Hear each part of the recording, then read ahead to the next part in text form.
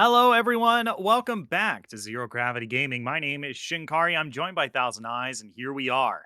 We are in the Gauntlet for the Plat League. We've got four teams ready to go to duke it out for that last spot in playoffs. There's only one spot left. Four teams are vying for that last spot, and this is their last chance to do so. We've got three best of ones in a row and we are ready to get this gauntlet underway. This is the moment you've all been waiting for if you are a fan of these bottom four teams here. Glacial Valkyrie, Revolution, Ice Age, Chosen Reborn, and Clinical are all here to get this final match underway. We have one spot left. We have four teams vying for it. And here we are. It's going to be a best of one all the way through, and it's going to be a really chaotic night. It's going to be a whole lot of fun. Thousand, you ready? I am ready to go. These teams, I think, will be it will be very exciting here to see them go at it. And I'm just excited because there's so many different teams playing tonight that it is going to be an absolutely buck wild night to just one, try and prepare for it, two, try and watch. So be ready, be prepared. Gonna be teams fighting for their life all through the night, and I am just excited to get it underway. Yeah, for sure. I mean, this is do or die moment for a lot of these teams. This is the second chance that they hoped for. And this is really going to be, like we said, like this is do or die time. So it's really going to be a tough time here as we are finally getting into picks and bans here with both teams finally ready to go. We got our first bans coming out now. Thousand, how much of Worlds meta do you think we're going to be seeing in these four games here tonight? I would expect Maokai. I think. There you go. All right. Yeah, Yep, I'd expect the yepers. Maokai. I think Seraphine probably as well, just because she has been in and around for so very long. So I think that's probably going to happen as well. The MF ban as well makes a lot of sense. Swain being taken away. This one's a little bit more targeted, but there is the Seraphine as well. So looking like it's pretty similar to the competitive meta. Now the secondary bans might get a little bit more focused, and we have a Mordekaiser first pick out of everything available. We're going for the Mordekaiser. Yeah, we're going for the Mordekaiser here. I mean, Mordekaiser is a relatively solid pick. I mean, it's not like the end of the world, but I don't know if he's first pick viable. What do you I would ask you what do you think of this pick, but I feel like you've already made it known. Yeah, I mean, the only reason I don't like it is because you have so many other things that you want to prioritize. First, picking a top laner when like Mordekaiser does the same thing as a lot of other top laners, just, you know, slightly different. He does AP damage instead of AD, which is a lot of them, you know, not having to deal with like Gnar transformation, those kinds of things. I just think it is generally better to prioritize your bot lane, especially with just how good some of those carries can be. Now, that said, we already have a Shen and a Lulu here. I'm gonna go out on a limb here and say this is a beautiful time for a Rel pick, because people think about the shields with Rel's Q breaking them. They don't think about stuff like Shen'l. You can pop Shen'l with the Rel, but we're gonna get the Soraka. Either way, not a bad pick either. Yeah. I mean, Soraka is just such a solid pick here, and I like it a whole lot. It's annoying. Yeah, it's definitely annoying, and especially if you're not playing. What's good is that I think Soraka is like really good into Lulu. That's just my personal opinion, but I really like Soraka into Lulu because there's not really a whole lot that Lulu can do to really stop what Soraka is trying to do here, right? Like, Lulu is going to poke and harass Caitlyn as much as possible, but that's fine. Soraka heals are good after damage has already happened, right? That's when they're at their best. Yes. And if Lulu is just sitting there poking and dealing damage over and over and over and over again, then Soraka's just going to sit there and healing, and there's not really a whole lot that Lulu can do about it, right? She's really good into these melee matchups where she can slow and peel and polymorph, and right? So at this stage, like, Lulu is just looking like a Soraka is just looking like a really good pick for this lane. Also going to make sure that Caitlyn, another safe AD carry, means that Clinical can really play kind of weak side bot and put a lot of attention into this Mordekaiser into the top lane. Yeah, the way that I would describe Soraka here is that it is the closest thing you could get to playing Lux while still playing an actual enchanter. Because you're annoying, you poke and you hurt like hell, but you're actually going to scale and provide a lot of healing for your team that helps out so very much. Look at the bans right now. We have the Vex, the Twitch being taken away by Clinical. Chosen, on the other hand, taking away the Malzahar, looking like they're really trying to open up opportunities in the mid lane for MXL. And this is what I was waiting for. I talked with Brennan a little bit earlier in the day, and he had told me he was going to be trying to tell his team, I want to play Katarina. I want to get this out here and see what I can do. Malzahar pick, or the Malzahar band rather, really said they were going to try and do it, and I'm glad to see it now. Yeah, and now taking a look at the Poppy ban as well, like this is another, like these are a whole lot of champions that are really good into the Katarina matchup. Like Swain, I'm fairly certain can just sit in the Katarina ultimate, and if Swain is just even equal or even ahead, then that is just gonna do negative damage. I feel like he heals faster than she'll deal damage to him. So these are a lot of bans that they did to try to focus towards this Katarina pick as well. I mean, Shen and Lulu are also good with this as well. And the best part is that if this game goes super late and Katarina isn't popped off, then, you know, they now have this Vayne that they've locked in as well in order to really pop off here. And I think this is the only real problem I can foresee with this Katarina pick is that Soraka just has a point and click, like, well, might as well be point and click silence. Yes. Katarina is just like, well, I guess I'm just dead now. Well, the question being, can Katarina actually kill Soraka before the silence really comes out? It is a little bit hard to make that work, but we'll see here, as we are gonna get into the champ select here pretty quickly, as I completely put him on backwards. Fix that real quick. But what I think is actually kind of what I like about Chosen's draft here is they went for a two-pronged approach. They have the Katarina to work with. They could just take the Katarina and boom. If that Katarina gets fed, you have a Shen and a Lulu to just amplify her. If that doesn't work, you just lean into the Vayne. This composition is not doomed either way, which is a nice, you know, little bit of flexibility that they did not, you know, they might not have had. And we've seen a couple of drafts that have run into that kind of a problem before. So I like that pickup. On the other hand, Clinical, I feel like I'm a little worried for them in this this kind of like late game scenario, because Ryze is going to take time to get going, and I don't think is the greatest matchup into Katarina. The best thing Ryze does is just push wave and leave. Kayn not going to be ganking much early, and you know, depending on what he wants to go, might not be ganking a lane that needs that help.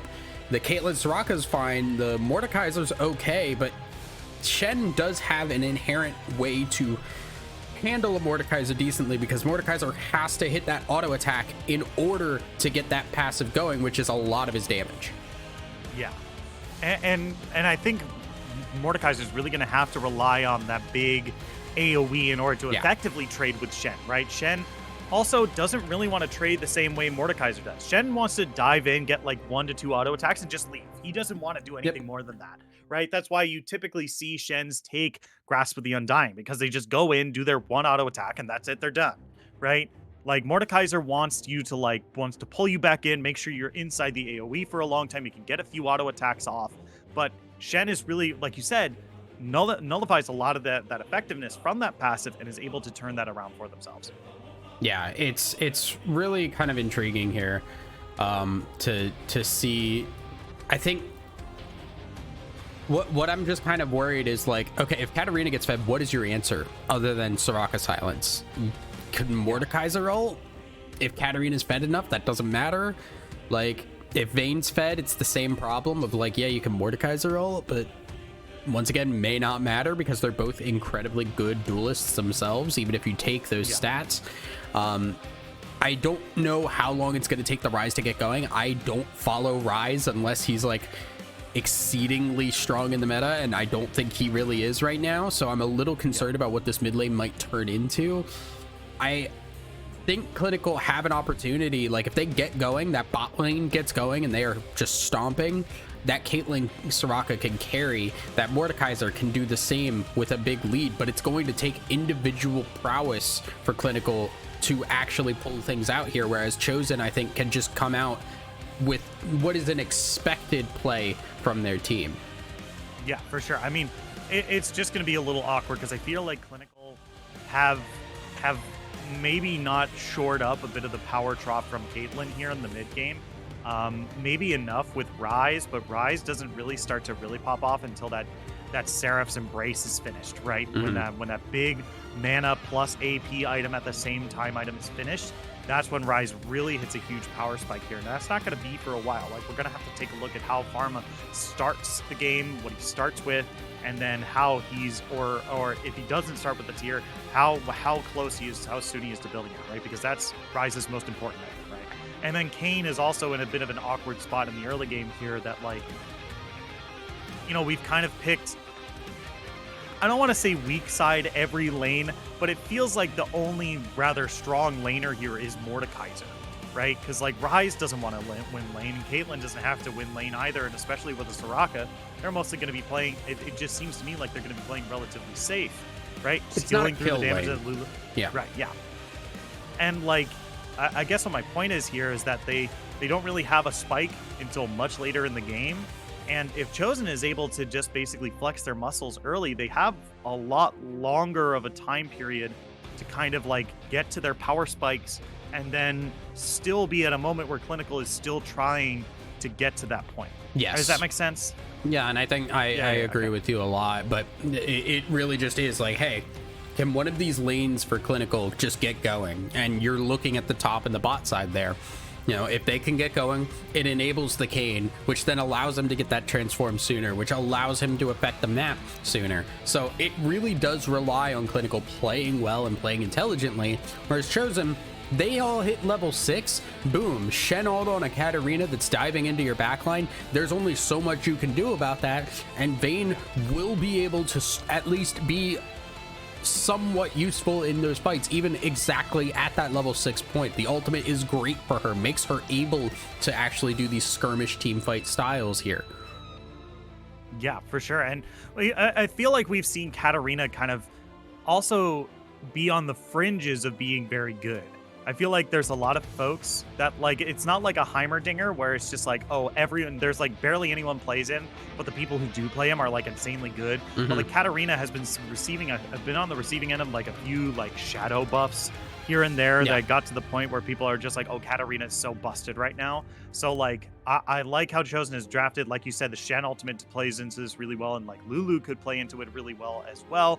There's a really good team based around this Katarina that, you know, is going to be hard for Clinical to deal with very cleanly here. Yeah, for sure. But I think that's just kind of gonna have to see. We're gonna have to see how that works out in the actual game. It's gonna come down to like, how are they playing this out? Are they capable of doing so?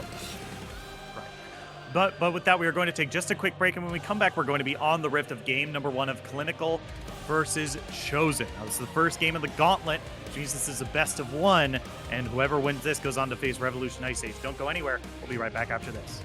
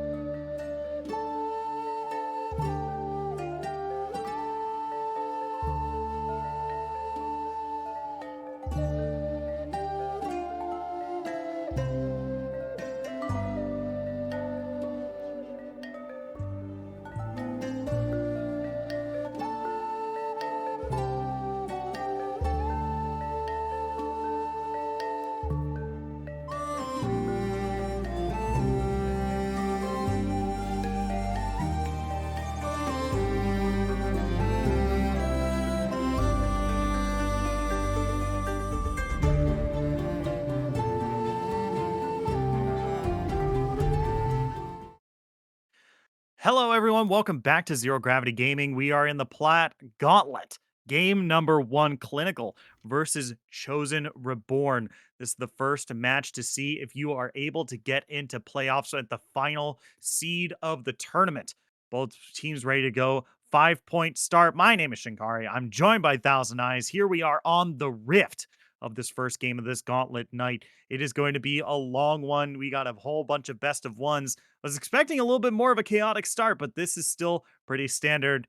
Thousand, you ready? I am ready, and I think Chosen absolutely do not want anything but a standard start here. And can't say that I think Clinical would want much more. Caitlyn, decent in the early level 1 fights, but Soraka can't really do much other than Q. You do not want to take heal level 1 as Soraka. Hmm. And Kane very much still building up to being a fully complete and useful champion. Yeah. And yeah, so not exactly the best level ones across here. I did know we should note that Rise has started the Dorn's Ring as opposed to the Tear of the Goddess. So should be a bit of an interesting beginning of the game here. It means that Rise will have to basically back as soon as he gets 400 gold here in Yeah. order to try to turn this around. So we'll probably see an early back and an early teleport from Pharma in the mid lane, but that's mostly all we can say about this early stage. Other than the junglers are probably going to meet each other in this top half of the map. I think the Doran's Ring is a smart pickup, though, in this lane specifically, because you just don't want to die to Katarina, and that extra health from the Doran's Ring will help keep you alive and avoid any kind of missteps that could maybe happen if you do just start with only that extra mana. Yeah. I mean, if anything, right, like I said, the only real downside is that once you hit 400 gold, you're basically Yeah. telling the opponent that you are backing. But yeah, you're right. Having that additional health, having that little bit of restoring mana on killing enemy minions, like it's just really really useful. Absolutely, as we do just see lanes playing out about as we expected. The Mordekaiser are going to take a bit of a time to get into a position where he can fight that Shen. Shen's early game damage, very good, very capable of dueling, and that's why you see that top side going so well. Banana Soul moving up in that direction towards the... Oh, Spoons are actually taking a lot of damage. Oh yeah, he's in some trouble here. Days 21 is still looking for it inside that big old AoE, but it looks like that's just going to be the amount of damage they're able to do there. Not going to go any far further there, but Spoonsler has to be very very careful here. Very much. And was very smart too to make sure. Oh, Kane is in trouble. Oh, oh yeah, he took a very greedy back there. He is starting to heal up a little bit here, but Daze, it doesn't look like he can really come down to help out his jungler here, but that is going to be flash for flash up on this top half of the map, and this also means that the Scuttle Crab is going over to Trundle. Trundle might also be able to path down to this Trundle on the or the Scuttle Crab rather on the bottom half. Second Trundle, that Yeah, would be scary. It might be able to pick up the double crab here as they pat their way down. That's much bigger than just picking up the Gromp there. absolutely. And I mean, just the pressure there, the fact that Bad Labor immediately had to flash away, could not stay in that area. And that's kind of a little bit of a weakness there. The early Kane can be a little bit of a rough fight there as Days, once again, maybe getting the number of Spoonsler here. Yeah, Spoonsler's taking really low here. The amount of AoE damage Mordekaiser's able to put out is too much for this Shen to handle. Daze is going to be the one picking up the first blood in the top lane. Yeah, the trade's not exactly working out for Spoonsler. Like you said before, when Shen trades, it needs to be those quick, immediate trades and get out. And we didn't see that. Gank on the bot side. Yeah. Oh Oh, no. It was so close. But yeah, they're not going to be able to get that condemn into the Trundle Ice Pillar there. the So flash. not exactly the best there, but they do get the flash out of foam there. So they get at least something for their troubles here. Yeah, worthwhile gank at the end of the day. And now Spoonsler very much in trouble once again. Daze still could fight this. Yeah, it's Spoonsler. I don't know. Baited Yikes. by the health bar. Yeah. So there are fewer things worse in League of Legends than dying, going back, barely getting any gold, and then dying again. Right? It is the arguably the worst thing that can happen to you. And in that moment, Spoonsler was really close to getting the kill on the Days there, but man, I think we might have called the matchup just a little bit wrong, and maybe this is just more Mordekaiser favored because once Mm, Shen dashes in, doesn't really have a good way of getting out, does he? I have seen this matchup go both ways, and it Okay. really is just dependent on, are you able to fight the way that your champion needs to? And right now, Days has been doing that, been getting those longer extended trades, fighting on the fighting just really hard there as now Root in the mid lane. Yeah, Pharma's going to use that ultimate in order to get away, and that's probably going to be one of the best usages of that ultimate that we're going to see all game. Really, really good. Trundle is really good. I usually say this all the time that Trundle is really good at the two types of matchups: folks with not a lot of mobility and folks who have really big HP bars and like building a lot of resistances.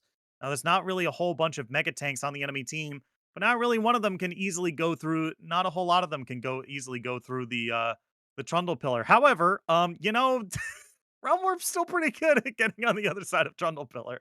I mean, yeah, if you may not be dashing there, you just gotta, build up a little bit of time and then you're good. Yeah. You know, Yeah. Yeah. there's now a little bit of a roam bot lane from MXL. I am maybe staying Yeah. a little bit too long. Yeah. I think it might have sniffed something out here after Whimsy was used on Ogre here. MXL looking for the intro here. Stunned up against the wall. There's the spin. Immediate silence onto MXL here. Dashing forward, looking for the last bit of damage on the Maya Manaka. Gonna be exhausted up, but it's not gonna stop them this time as Ogre is the one picking up the kill in the bot lane. Yeah, good aggression there to make sure that they could get the kill. The silence did come out, stop that Katarina ult, which did then force the flash and the ignite there. The exhaust buying a little bit more time, but at the end of the day, still a Caitlyn going down, and Vayne picking up that kill will just make that lane even more difficult. And now you can see Spoonsler is just so in trouble here. You need to have a jungler come up here and break this freeze. Make sure that you don't have to deal with this on your own. If you're gonna leave Shen up here, you have to be aware of the fact that he is not going to be useful for a good long time in this game. Yeah. If you wanna play weak side, top side, that's fine, right? Shen really only needs to hit level 6 for you to have a short up mid game, right? But it's everything past that that's more important. If you want to be able to scale that power into the late game, he's going to need gold in his pockets. He just can't teleport into the team and then just be like, "Whoop, I'm good. Look at me." You know, I I'm Mr. Meeseeks, look at me. Defend our Katarina. Can do. Dive coming top. Spoonsler in some trouble up here. Rooted up. Going to be slowed by the Kane as well. Dashing underneath the turrets. He's tanking it, but it's a 3v1. You can't live through all that. Meanwhile, down the bot lane, the Trundle taking advantage of that jungler being up in the top lane there. Is they're going to be able to pick up the kill onto Banana Soul down the bot lane. Yeah, a nice just gank on the bot side to counteract the dive going up top. Spoonsler, I mean, you're taking the Shen out. Now, the caveat being, Shen can just push R and still do pretty much all that his champion is needed. He may not stay alive for very long, but when you have a Katarina and a Vayne that are doing decently well into their matchups, you don't need to stay alive as long.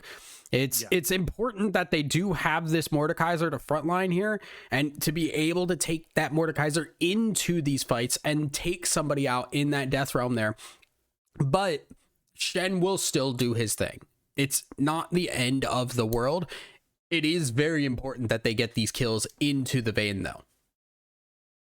Yeah, it's just really, really awkward. Right? It's just a really just bad spot for Spoonsler up in the top lane there. It Now, sucks. luckily, Yeah, it it just really sucks, does. Yeah, it's like not even close to good in any way, shape, or form. But luckily for Spoonsler, they are they luckily for Spoonsler and the rest of his team, um, level 6 achieved. So if there's ever a fight where Shen is just in a shitty situation with the top lane, I feel like Shen is just like, bye, I'm gonna go help out my team. Goodbye, goodbye forever. Very much so. As now, I'm just gonna see things calm down just a little bit as we wait for a dragon to spawn here. Cloud Dragon looking like what we're gonna be getting up next after that Infernal went over to Chosen.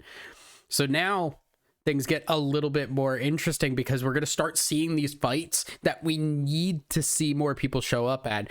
MXL hanging out in the bush here, just waiting for Farmer to shove this wave and try and roam towards that dragon area. Farmer in trouble. Yeah, the troll pillar hasn't come out just yet, but that's oh, really good time flash there from Pharma there.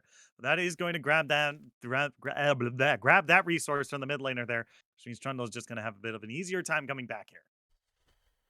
Absolutely. And it's just kind of the pressure that you're going to see from this Katarina consistently, especially when you bring in that Trundle as well. So now the question becomes like, how do you prepare for a dragon in 2 minutes here when you have a mid lane that is struggling, a bot lane that is getting ganked, and now a skirmish in this jungle? Yeah, that's going to be Umbral Trespass onto Banana Soul, but he has plenty of defenses here. Ace in the hole coming across, but Banana Soul is still good. That's Here going it to be the ultimate comes. coming up from MXL. That's just going to be the Shen. Flashes forward to get the taunt underneath the turret. Double kill for Katarina. And look at this. Ogre fighting Maya Manaka down to the bottom side there. It's going to be 3 kills down in the bot lane, and they TP back to the top lane. It doesn't matter how many times you killed this Shen, you can't keep him down. The shield still becomes the same amount of shield. You can make him useless, but if he pushes R, he still does the thing you need him for. And it showed up big there to allow MXL in. Now Foam in trouble. Yeah, Foam underneath the turret here. They're taking really low, but they might have to re-engage underneath the turret here. There it is, and Ogre's going to get out thanks to that help picks. And that's going to be another kill for the Vayne in the bot lane. Yeah, nice move there. Ogre getting the kill. I will give a little bit of critique there that Slim should have been the one hitting the Soraka first to make sure he was tanking that, so that there was really no risk at all that Ogre would die. Regardless, they make it out fine. Now Spoonsler once again in trouble, and they're gonna go for dive number 2. Yeah, there's not really a whole lot else to say here. This 2v1 underneath the turret against a Shen who's barely been able to farm all game. Um, you know, tough luck to Spoonsler, but that's all she wrote. Yeah, I think the question now becomes of it's less about how behind Shen is and more about, oh, Banana Soul actually didn't get hit there. Yeah, that's Banana Soul coming into Pharma here, already taking a bit of damage.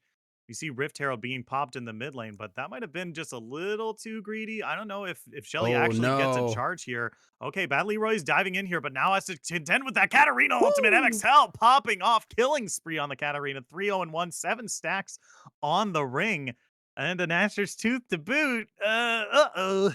It was such an awkward spot to spawn Shelly there, and now ends up paying the price for that one. Tried to force it in there and get in on that tower and paid the price because MXL is just so very strong. The Katarina has the Nashers completed, and that gives her so much more damage. Pharma now needs to be very careful because remember, you get a kill with that Katarina. She's going to have her ult back very soon. Yeah, for sure. I mean, the cooldown is next to nothing. We just saw it used on screen, and It's take three a look. quarters It's back. nearly off it. Yeah, it's 3/4 of the way done. Like that ultimate has a nothing cooldown. Absolutely here. As a yeah, oh my god, Banana Soul, so aggressive on this Trundle, catching them out whenever they could, but they might have bitten off a little bit more than they can chew here. Manaka not able to go forward anymore after that, so they're just going to have to back away here. Yeah, Kane has evolved, but still does not have that Gore Drinker, which is a very, very big one for him to be able to be useful. Spoonsler, no, misses the taunt, and now might be in some trouble because Daze is just going to ult this. Yeah, I mean, I think Daze is just like, hey, the turret is more gold than you are worth at this point, so I'm just gonna take that. You're welcome. Terrifyingly You can accurate. you can live. Yeah, yeah, you're allowed to live. I'm not gonna waste my time This dueling you. You're building is fine. worth more than your life. Yeah. And now God. the bad thing about that, as you can see here, is that the Krugs become just free farm for days to pick up. Here is now Banana Soul fighting Bad Leroy with MXL.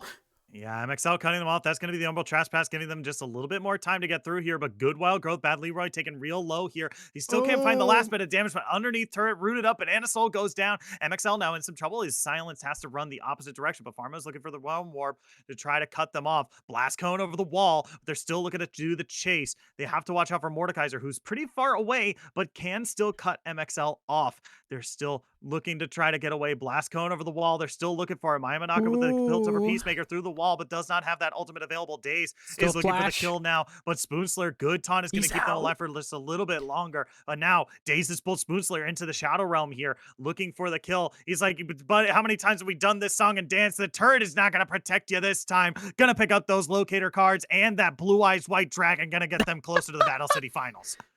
Yeah, just really putting all of the eggs into the day's basket here. Nothing else is working out too well. Rise is okay, but it is all the Mordekaiser show. Days is shoving in that top side, getting close to a tier 2 tower down already, and we are only just about 15 minutes into this game. That's a major push there, and it's just going to keep getting worse and worse. The response to this then needs to be engages. It needs to be the Katarina going in with the Shen ult and forcing things elsewhere that are so important and impactful that Mordekaiser has to answer them.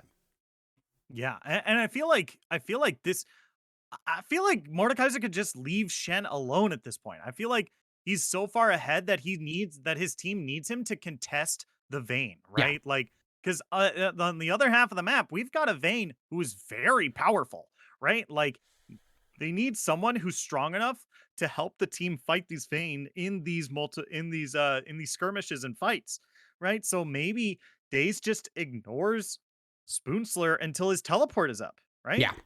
I don't think that's a bad call there. I think the biggest thing that I'm going to be watching is the items for MXL and Ogre. You need to see QSSs. They need to come through now, and you want them before you start losing fights because you don't have them. Yeah. That's the biggest thing. You see it a lot of times in response of, oh, I died to the Mordekaiser, I guess I'll get one. Get it before. Yeah.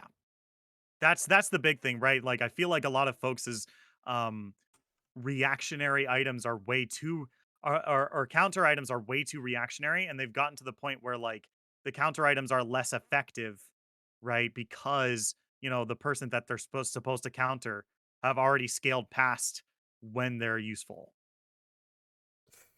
Yeah. So don't wait. You just don't. Call today and you can get execution grievous wounds for your Soraka matchup. Yeah. Yeah. It's just you don't want to spend time realizing you need these items. That's just kind of the Yeah. biggest thing, and that's a major issue that you see kind of come in to a lot of lower level teams of they say, well, Mhm. I'm already fed, I don't need it. It's like, well, you still do. It's still annoying. Even if he Yeah. doesn't kill you, he at least takes you out of a fight that you would love to be in to be able to kill everybody else on that team. Yeah. It really is important to start itemizing against those champions sooner rather than later. Um, you don't want to be giving over gold whilst waiting for it, and I feel like a lot of folks fall into the pit trap of, oh, but my guide says this, and like my I want to finish this item first, but we have a dragon being pulled here below half HP. MXL is coming in for the side here. You have to watch this start. That's going to be the channel ultimate to start, but that's going to be that's a realm warp to the other end of the map here. Is now Daze has pulled Banana Soul into the Shadow Realm here, but they're able to find that shutdown on the Oh Mordekaiser here, no. and now the rest of the dragon fight to start. Good knockup from this Kane here is going to be able to give them that secured kill. Is now Ogre is running through the rest of the team as Banana Soul and Bad is finding Bad Leroy with the back for the rest of his team. They can't quite find that kill either. It's 3-0. They lose the Drake, but look how many kills they're able to pick up. And man, they didn't even lose that Mordekaiser. Yeah, they won everything through there. And it just opens up the question of what do you do now? It has to be just split push pressure from Daze because you're not winning fights. Even with that Daze ulted, there wasn't anything really being done during the time that ult was being used. So in essence, the Mordekaiser was quote unquote tanking nothing and not providing anything to the team. Then Kane is tanking as his team runs away. So there's always damage being taken by these frontliners that is not being taken advantage of to then actually hit the people that matter. It's being used just to either posture or run away, and that's not what you need right now. Yeah. It's just really it's going to be a lot tougher, right? And now we see the Blade of the Rune King being built by Vayne now, along with that Kraken Slayer, and the best way to counter true damage is to build more HP, right? Because true damage doesn't really scale off of anything. It really only does this is the number, that's it. And if you have a bunch of HP, right, you're able to get through that damage. But now with that Blade of the Rim King, with that Kraken Slayer, every third auto attack, Yeah. especially with the Silver Bolts as well, is going to be doing way too much damage. And the big reason I bring this up is because Daze is the tankiest member of his team. He can't just pull Vayne into the Shadow Realm anymore.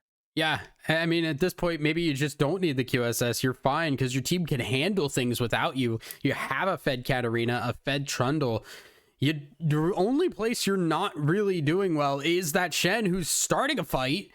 Yeah, Pharma in the bottom lane is in a whole lot of trouble, but Spoonsler taken real low, can't quite find the kill onto Rise here, as I struggle to say that name, as now Spoonslers takes down, gets smited, but now knocked into the air, exhausted. Banana Soul goes down as the second kill down to the bot lane there, but now MXL pulls into the Shadow Realm here. Daze looking for the kill, but not going to be able to pick him up that time. That Spirit Chainsaw got way too close to that ankle. And that's another kill on Daze. The raid boss has fallen twice now. Bot lane working out. You could see a lot being picked up by Clinical as they're forcing down this mid lane turret while they take that tier 2. So it is a win overall for Clinical and a good use of this Mordekaiser, but it's concerning that you see him going down. You want to be able to have him just not die in that situation, back away. But now it's just complete chaos. Map has opened up a lot. Clinical need to be able to make use of this as these objectives spawn. Try and get control over these areas so that they make sure that this Vayne, this Katarina, they have to face check into things and you're just running into danger left, right, and center. Yeah, I mean, this is the best time for them to do so too. I mean, I feel like we've been talking as if like Clinical is behind here, but I feel like this game is a lot more even than we give it credit for at this point, right? Like Clinical is doing so well at like kind of like this neutral objective game because Bad Leroy has been on top of every single Shelly spawn, has been on top of one out of the three dragons, and has been a good job like pushing a lot of these sign lanes as well. As I say that, Banana Soul steals away the blue buff. But this is really good job of keeping his team in the game here and making sure that they don't fall too far behind. Because take a look at the gold up at the top. There's only 1,000 gold a difference between these two teams right now. That's really, really close. It definitely is. I will be entirely blunt here that I don't see it right now because I have it hidden because I'm the one running the stream. So I don't see the gold difference of the kills unless I pull it up on OBS over here. So I'm running off gut feeling, man. But Dragon gonna be spawning in about 40 seconds here. This is going to be a pretty important one because it's going to start now opening up a soul point opportunity for Chosen, but they have to go through a really sketchy area of the map. They've lost so many towers here. There's no vision, and now Ogre and Slim in a little trouble. Oh, yeah, they're in a lot of trouble here, but they're doing a good job of kiting away Bad Leroy here. They might be able to give themselves some space. Really good whimsy there. But now, okay, well, now they're in some trouble. Wild Growth is going to keep them alive for just a little bit longer. Oh, Stand United, maybe just a little bit second. Oh, it's not going to be the 10 that they need. It's not long enough, and they're going to go down. They did a whole lot of damage, but it's not enough. 2 for 0 down in the bot lane. This does give the blue team enough time to go over to the Drake and start it up, but it looks like MXL and the rest of the team want to contest. And this is a very sketchy fight to take. This isn't one that you have to really worry about. This would only be the second dragon for Clinical. Obviously, you want to get that soul if possible, but without your Vayne, without that Lulu, it's so sketchy. They don't even have that Shen ultimate there. And now I think they're going to just have to back away. This is so scary. Yeah, MXL's in the Shadow Realm here. The blue team has secured the Drake. It's a 3v5 now. MXL fighting Daze is going to go down inside the Shadow Realm here, and that's going to be the other two falling as well. Bad Leroy does pick up a kill onto Daze at the end there, but what this does mean is that they can just march over to Baron. And I think that's just a really poor call there. You lose the Vayne Lulu. You have to give that dragon. You're not going to be able to contest it. And I'm really scared seeing Ogre and Slim looking like they may try and do the same thing here. Yeah, they almost got my Yamanaka there if they hadn't flashed away, but now Pharma, No. yep, it's a repeat down in the bot lane here, rooted for a million years. That's going to be the wild growth coming across. Maybe they're able to live. That's one. They might be able to find it here. It's really close. Ogre finds two. The Triumph Heal comes across. One, Oh two, my three, triple God. kill for Ogre. Holy moly, get out of my swamp, Ogre says. Yeah, the damage just wasn't there that time. You saw the root hit, but last time on the bot side, it was immediately just burst everything on that Vayne. This time around, the root hit, and there just wasn't the same level of follow-up. Vayne able to stay alive and use those Lulu shields, use that mobility and the life steal from that Blade of the Ruin King to stay alive through that fight and wipe the floor. You kept seeing those fights turn into just mini 1v1s throughout, and that is exactly where Vayne wants to be. Yeah, Vayne excels in those mini 1v1, especially because a lot of the times when you have these kind of like skirmishes that turn into these 1v1s, right? It's usually because a person's leaving the fight, right? They've already fought one person and now the next person's coming in. It's like it's kung fu movie. Vayne excels. Vayne is Jet Li. It's a kung fu movie, and you know what happens when you fight Jet Li in a kung fu movie. Okay, I don't know what to tell you. Yeah, it's not what you want to see. They're actually giving this. Just a little. We need a little less Ip Man, a little bit more 300. You know what I'm saying? Yeah, yeah, You know yeah, what I'm saying? You know yeah. what I'm picking up and throwing down here? I Um, no, but yes. I've watched like 7 movies in my life, so 300 was not one of them. Too many numbers at that point.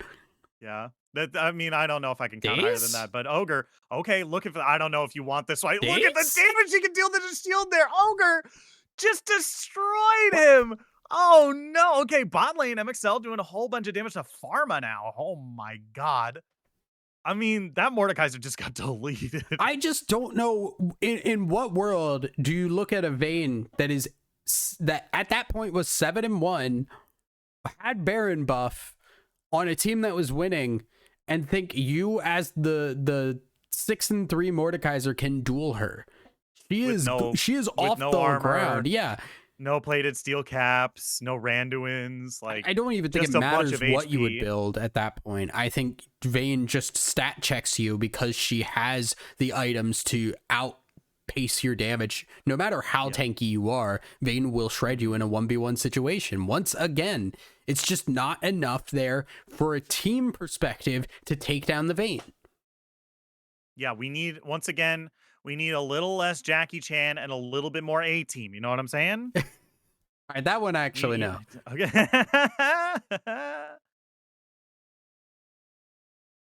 As we do It's see, just, yeah, it's yeah. just going to slow down for now as we are kind of just seeing Chosen build themselves up for the next fight, basically. They've used most of their Baron. They're looking to be going towards just kind of keeping waves pushed, keeping towers pressured until they get this next dragon, which spawns in a minute. This could be a very crucial fight here, because if Chosen win this fight, it's going to be very hard to come back in this game at this point.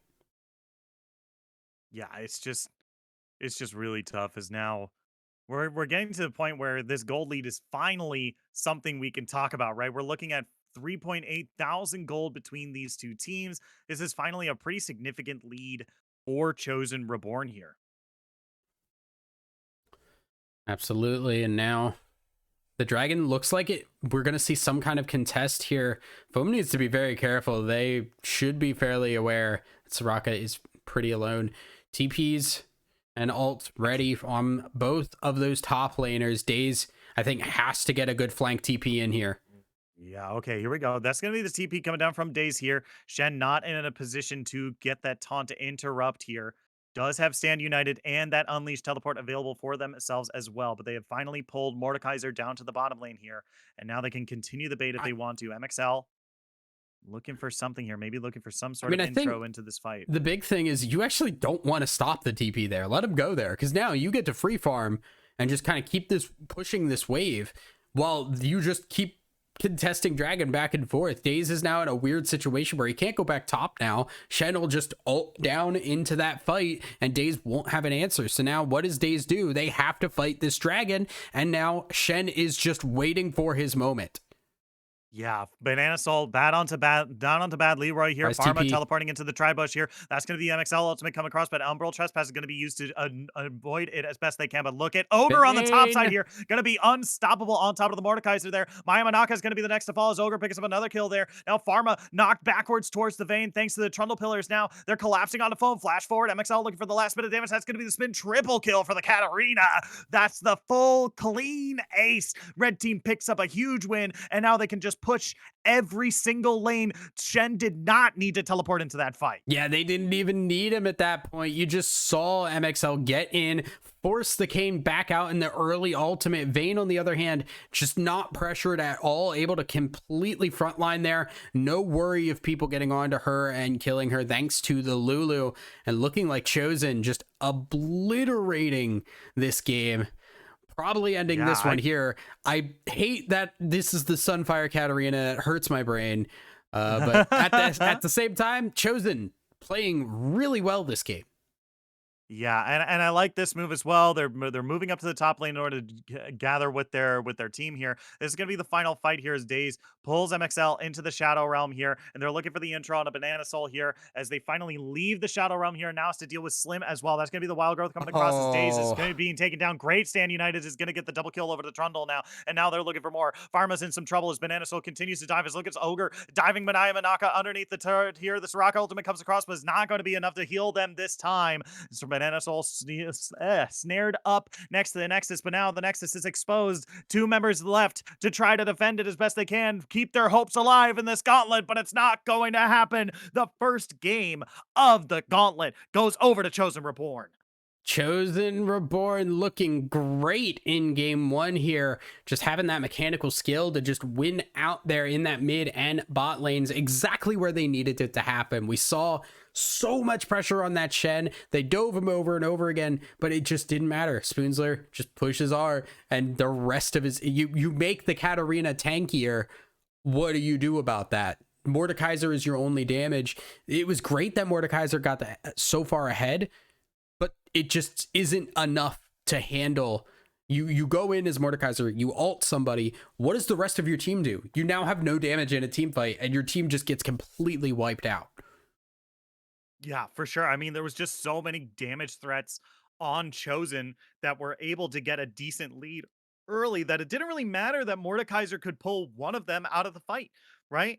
Yeah. Because it just meant that, like, oh, well, you took Vayne out of the fight. Not only is she going to be able to 1v1 you inside that Shadow Realm and then come out the other end alive, but now also Katarina still kind of has free time to kind of just spin to win on top of your entire team.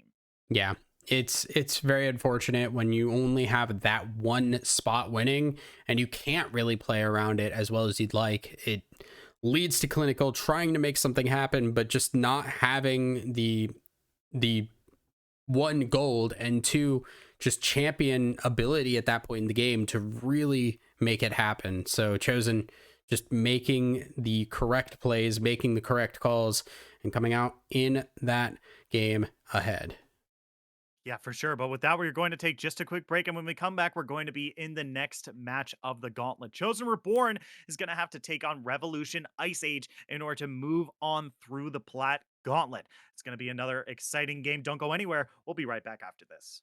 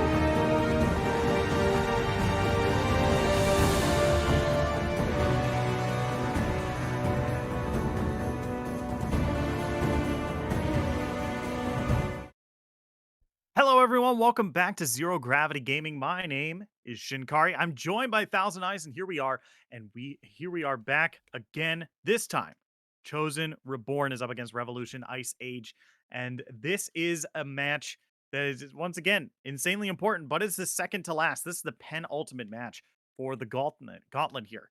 And the way we've seen a lot of these Gauntlet matches go is that even though we're really happy and jazzed up about the team that just won, statistically speaking, and how a lot of these gauntlets go, Revolution Ice Age is looking pretty favored this time around. What do you think? Yeah, I the main thing just is that you're gonna be going up against harder and harder teams here, as we are just gonna hop straight into that draft here. Chosen this time on blue. Revolution opted for that red side. Chosen still running that E sub, so that is a Teemo ban that does not mean anything.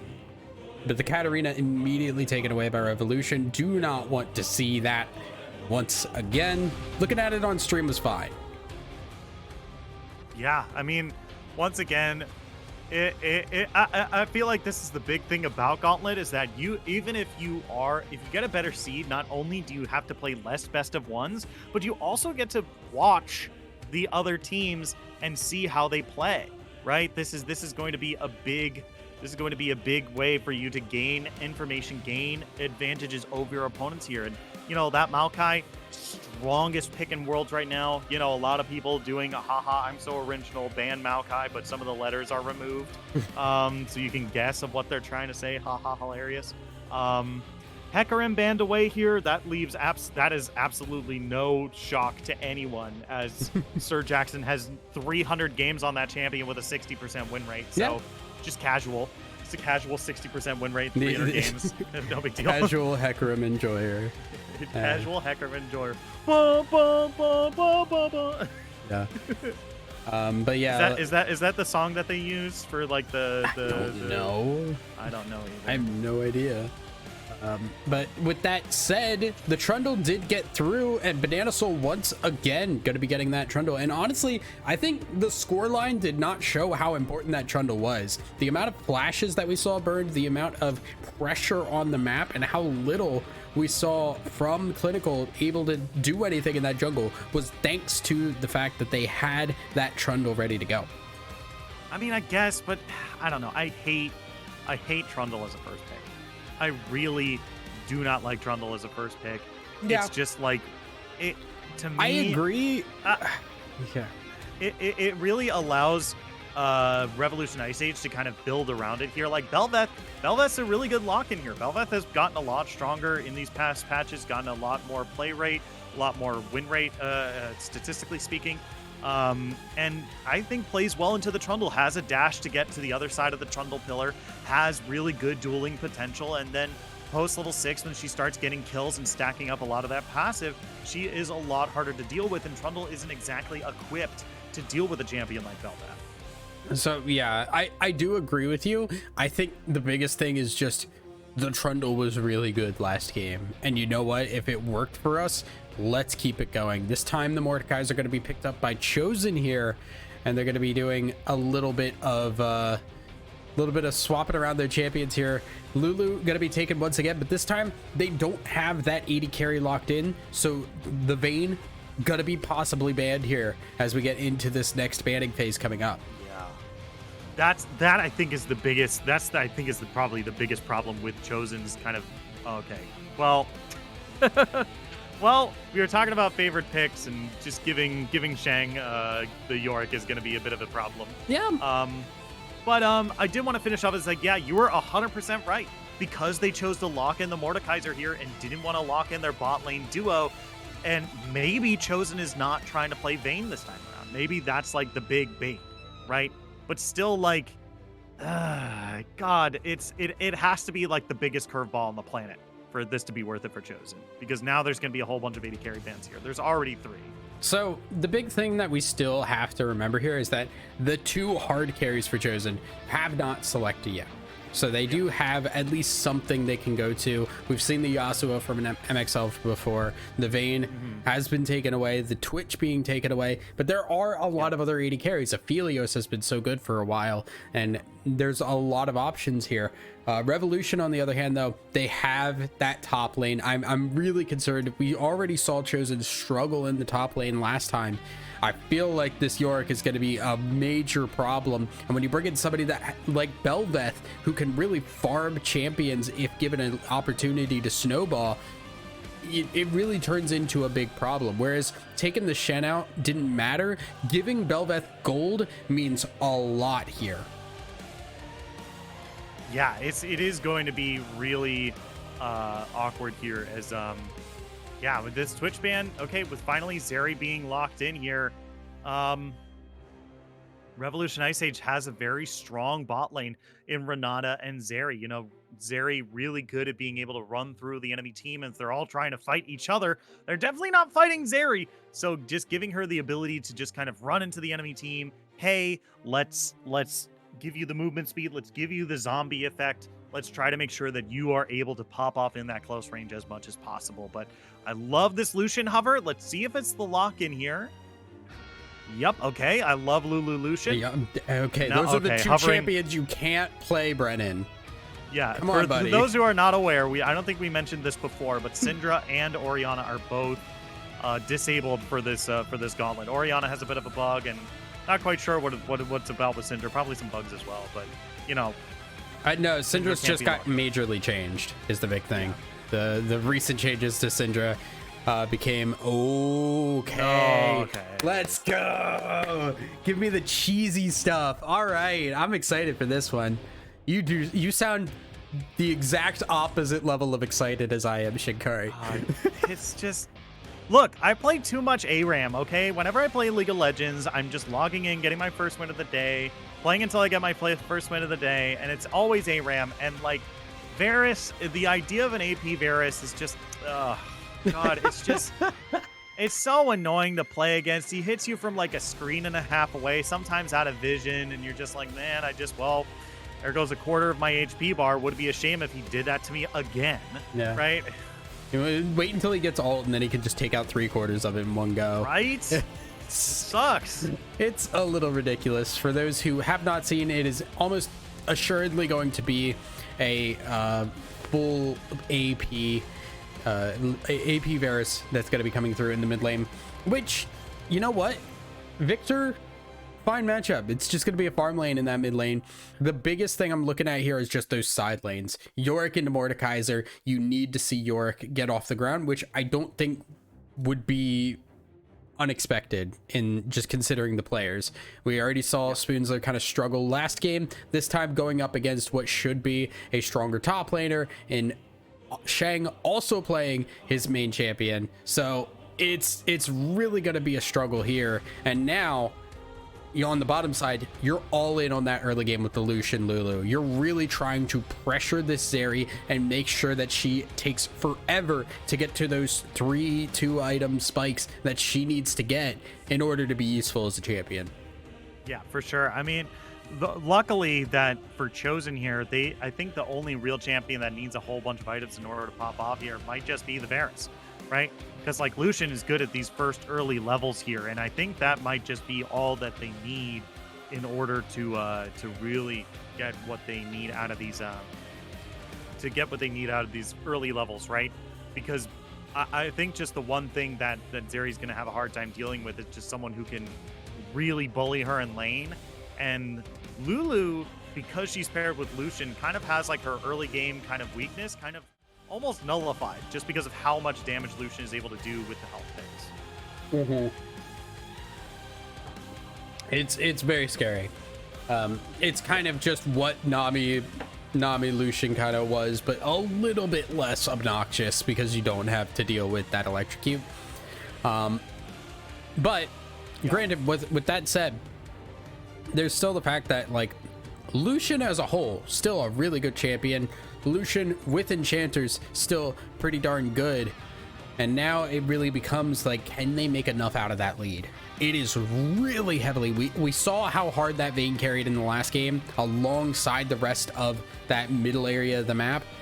It needs to happen again, and this time on a champion that requires an early lead. You can't just sit back and farm. You can't just stay alive. You need to be active and take the win away from Revolution.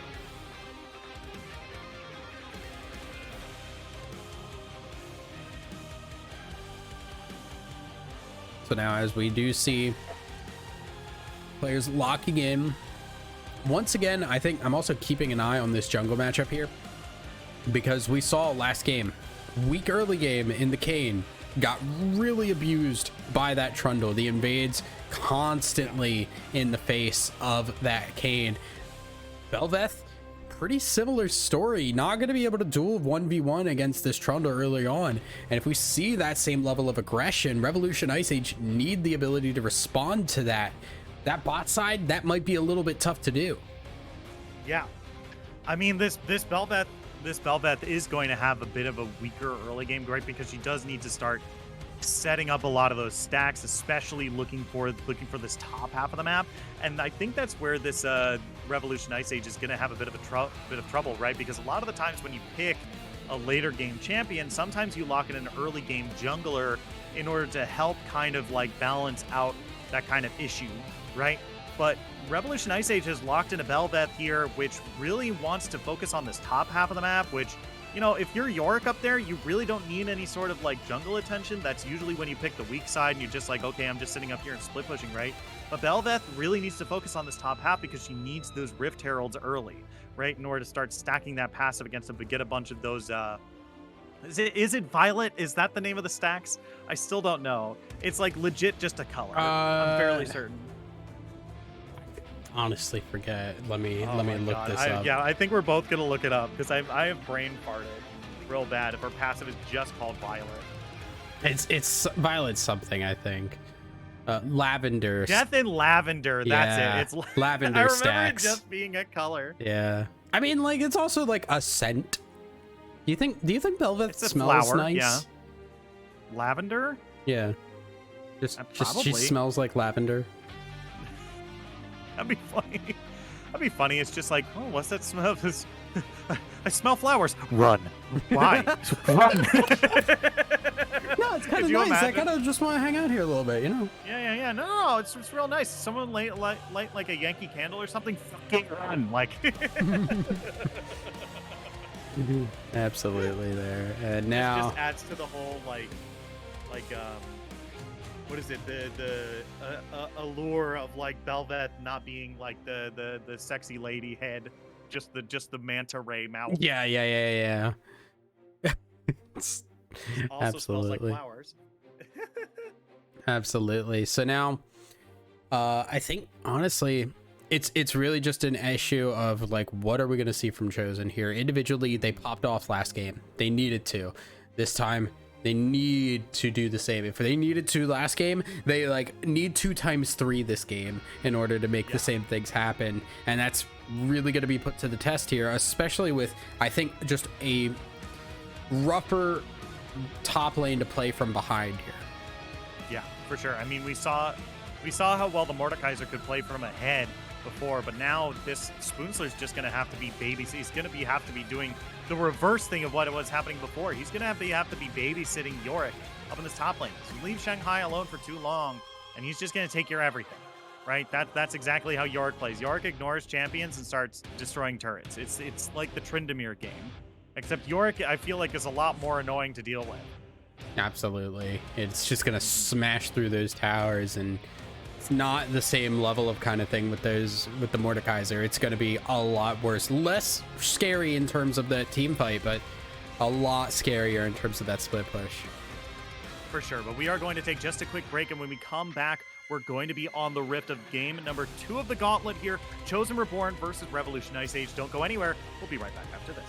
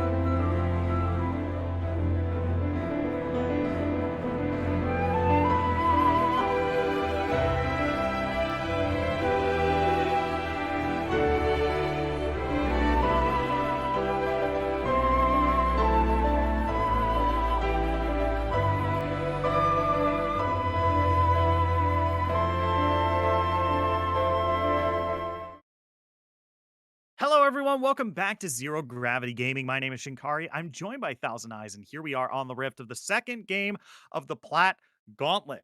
Chosen Reborn is taking on Revolution Ice Age to move forward onto the Gauntlet in order to take that last playoff spot. Now, history speaks, and Revolution Ice Age is the favorite to win from this, just purely off of the fact that usually the hired seed teams are the ones that move forward through the gauntlet. But we are still Chosen Reborn came off a really good win off their previous game, and now they've drafted another wacky comp here with that might actually be able to pull a curveball enough that they can win against Revolution Ice Age. But we got a 5 point start. Thousand Eyes, are you ready? We are ready. We are waiting. I am half expecting a little bit of funkiness, but I think it's just going to turn into a pretty standard start. Both junglers starting on the same sides, meaning that the Trundle is going to have an opportunity to go toe to toe with this Belveth if there is any kind of invade shenanigans like we saw in game one. Yeah, for sure. I mean, we saw Banana Soul being an insanely good jungler early on in that previous game here, and this might be another opportunity for Trundle to do so, right? Belveth needs those stacks in order to start to scale as this game goes later. So Trundle being able to just kind of walk into the enemy jungle and just kind of interrupt Belveth at every single possible moment is going to be really, really good, especially because of how good Trundle is at these first early levels. Absolutely here. It's just going to take a little bit of paying attention across the board here. Now, what's interesting now is Spoonsler definitely this time around has a little bit of a better early game. Yorick, kind of similar to the Mordekaiser in the Mordekaiser v Shen matchup, does struggle a little bit levels 1 to, like 5 or so. Once a little bit of levels go into that queue, that's when that Yorick starts to become a little bit more of a problem. Shanghai gonna take the damage, but a gank here early. Yeah, Sir Jackson is coming in. To Spoonsler is really low HP, going to use that hand Ooh. and the flash, but that's going to be the flash knock up into the air. Spoonsler's in some trouble, and first blood goes over to Belveth. Yeah, that is very unfortunate and a very quick gank. Didn't even take second buff here. Look at this. Belveth just running with that blue buff, had not gotten the red, and now going to get into a fight with Sir Jackson here. Yeah, Banana Soul is not scared of Belveth here. Victor not really in a space to answer either, so Banana Soul can keep chasing here, but it doesn't look like they're going to be able to get too much success off of that, so they're going to have to back away here. And now we're starting to see a little bit more of that. Ooh, Killatron in trouble there. But we're seeing a little bit Yeah, more from that top lane too from Shang. yeah, really, really close there in the bottom lane. This is the power of these level 2, level 3 Lucians, right? Especially with the Lulu to back them up. There's a whole lot of attack speed, a whole lot of movement speed. And you're hard to get away as Banana Soul just shows up into the mid lane, is just going to walk away. Yeah, now I think we're seeing a little bit of what we expected here. Bot lane, this Lucian is going to control this lane, although taking a lot of damage here. Yeah, goes separate. Actually, a good job of separating both Levy and Killatron here. The damage was split, but the damage was still good. Gonna force them enough to just stay away from this wave here. Have to be very careful. Ogre can get real close and get a whole bunch of burst damage, especially on a Killatron. He's in kill range right now. Yeah, Here comes Ogre going Banana Soul, forward. dash, Trundle, Pillar, looking for Killatron, gonna flash away. Ogre Ooh. looking for the kill, gets pulled forward with the handshake, but that's gonna give Ogre the kill 1-for-1 down in the bot lane. Yeah, not ideal there. You need to be getting those kills as that Lucian and getting out there, especially the fact that it was Levy that stayed alive and got the kill afterwards. That's gold basically trading hands between the 80 carries, and the 180 carry stays alive to farm. So Levy has to be really happy with that. And that just feels like a little bit of desperation after the engage earlier did not get the kill they were looking for. Yeah, and now Lucian is coming back to lane with a cull as well. Means that this is not exactly going to be the most killing lane we're probably going to see. It just tells me that Chosen is looking to make this game go a little bit later, but I think we saw that with the Pro Champs guide earlier, that drafting guide that we saw from our sponsor for this season. The longer this game goes, the more powerful that Revolution Ice Age is going to become, especially between the Zeri and the Victor and the Belveth. Yeah, now speaking of, Jackson may be Yeah. in a little trouble. Yeah, Banana Soul gonna do a good job dueling Sir Jackson here, but not really going to find the kill they're looking for. Might get the back out of Belveth, but I guess not quite yet. So far, just going to be a quick back away as now we see Zeri coming in with that Berserker Greaves. Going to be really good for Zeri to be able to stay in this lane a little bit more effectively, kite out this Lucian more. And now, just as the clock keeps ticking, Ogre's going to have to feel like the pressure is on. Yeah. I'm I'm curious as to this Cull pickup here because it just seems like I feel like you would try to put more pressure onto this early game and just go straight combat stats instead of just picking up a farming item like that. Yeah, it feels a little bit awkward. Now, Lucian's late game scaling is a lot better than it used to be. I think a lot of people think Yeah. of Lucian as still a completely early game champion. That is no longer the case. He Yeah. has a level of scaling now. His crit is a pretty decent build. It's just the fact that his low range means it's very difficult for him to get into fights. And when you're looking at a Victor and a Zeri and Yeah. a Renata Glask that can ult over top of that, it's really hard to actually get into an area where you're going to do meaningful damage. Yeah, and I think that's the big thing to note too is that once this game goes later, if there's two short range AD carries that scale well, right? If I feel like Levy is just going to scale better, and at that point, if you have two champions that do the exact same thing, but one is doing it better than the other, the other, that's all she wrote. I feel like I don't think I need to do any more analysis than that. As Ogre dashing through here, looking for Killatron here, going to get that handshake bowl closer to him.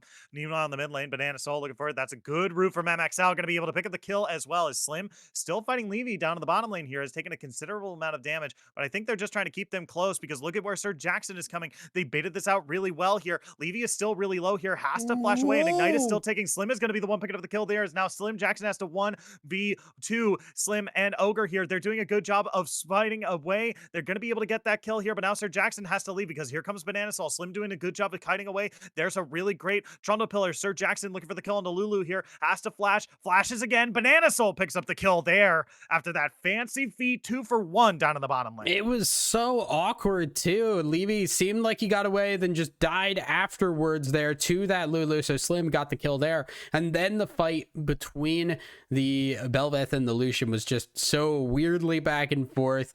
The move speed instead of the whimsy instead of the polymorph there from the Lulu. A little bit less than ideal. Throughout all of that, though, Shanghai does pick up a nice blue buff for himself, which is actually a really big deal. I think one of the big limiters for York can be his mana. When he gets into just consistent fights in the top lane and he's using that Q, he's using that E to try and do damage. Running out of mana is a major handicap for him. Now, with that extra blue buff, he's not only taking it away from the jungler, but giving himself a massive opportunity to just play aggressive in this lane. Yeah, for sure. Is look at Ogre down the bot lane looking for Levy. Not going to be able to find them, but does do about 50% of their HP there. So a really strong trade. It's going to give them some time, maybe even some space to continue this farming down in the bottom lane because they're not ahead by a whole lot. They're really only up those 2 assists right there and are mostly tied in CS. So Lucian is really going to need some time with these minions in order to secure themselves a more I'll say stable lead. Stable is the word that comes to mind first. Yeah, I think that's kind of just the biggest thing that they're really looking for here. Take a look across here. Interesting to note that we do have the Trundle going for a full tank here, getting that Bomby Cinder, really looking to just be a front line to allow the opportunity for this Varus to do damage, for Lucian Yeah. to be able to walk forward here. I think that's a nice adaptation. Usually you see something like that Divine Sunder, but in this case, having that extra beefiness to just give more time there, I think is a really nice adaptation. Yeah, and I think that's really important too because his team already has so much damage here. As Spoonsler pulls Shanghai into the Shadow Realm there. I don't think they're going to be able to get that, but Ogre finds a kill down in the bot lane. That's going to be the hostile takeover, and Ogre's going to deal a bunch of damage to Slim here, but still not able to find that kill. His Spoon Slayer up in the top lane has bitten off a little bit more than they could choose. They're taking real low there. Banana Soul is kited off of No Name, and after all that, it's a 1-for-0, but Ogre still looking for a little bit more there.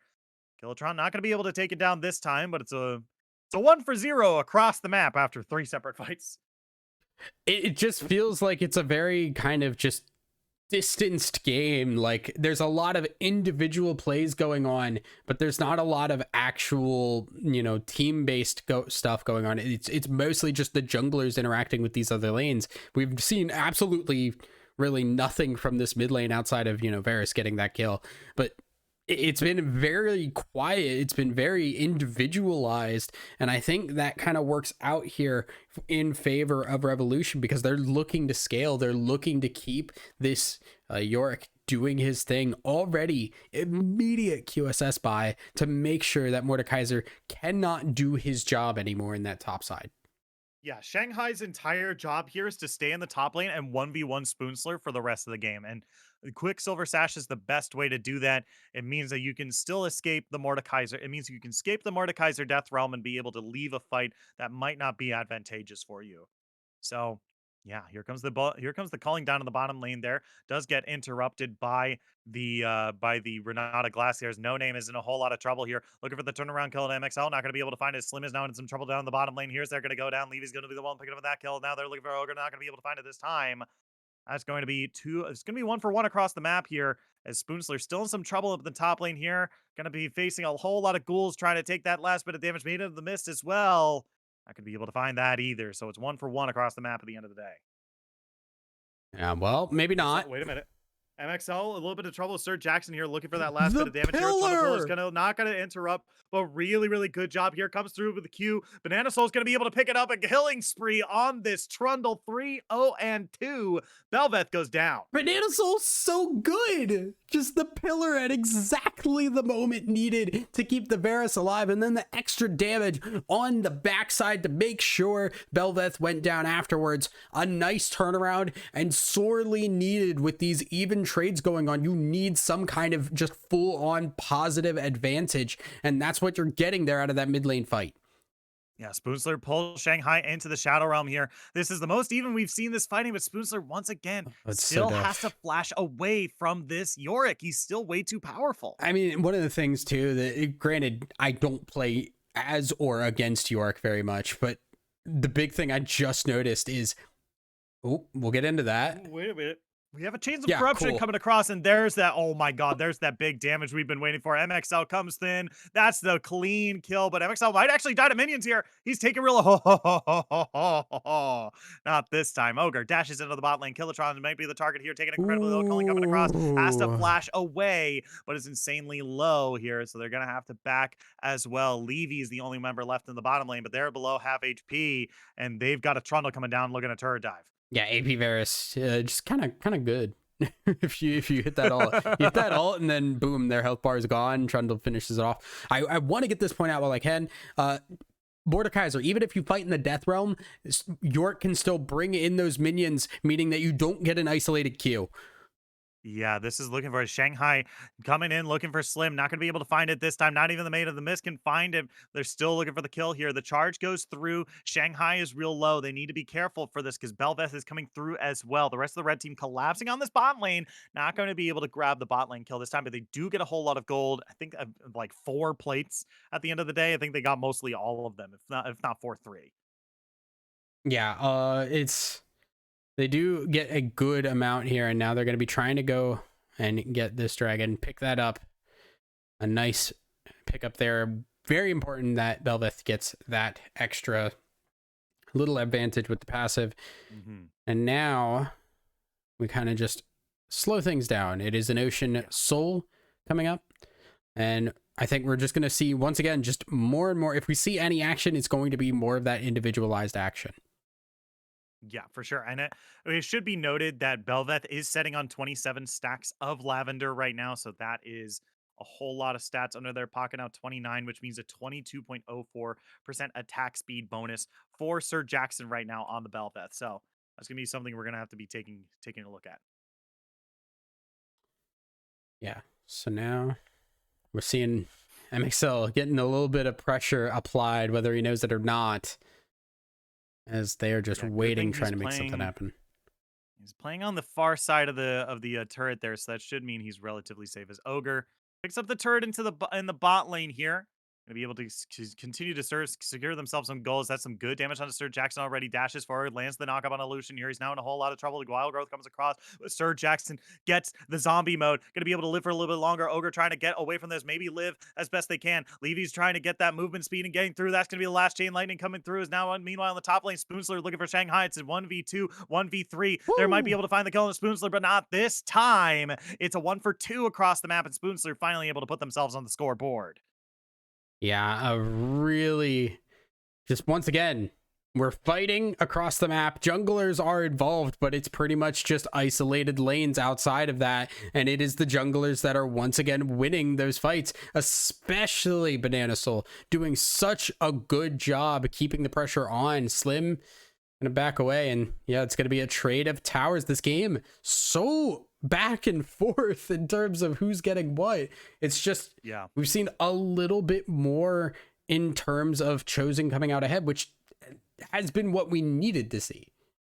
Yeah, I mean, the problem is the lead is only really 500 gold at this point, Exactly. and that's not a lot, right? If this game continues in this trajectory, Revolution Ice Age just wins it, right? Like Yep. Ogre is going to start to fall off. He's not going to be as scaling as well as Zeri or as well as Victor or as well as Belveth, and then it's going to be hard to stop the split push from Yorick, especially because he's still doing really well. Like he's still farming really well, and he has that Divine Sunderer. Really, all he needs now is that excuse me, hull breaker. Yeah, this now gets a little bit spicy because you need to force these fights, but it feels like the full on 5v5s just are not working for Chosen. They're winning out in terms of the kills, but the more people there are and the more even it is, the more it feels like there's just not a lot going in favor of Chosen, and this top side is just becoming a major problem. Spoonsler not looking good Yeah. here.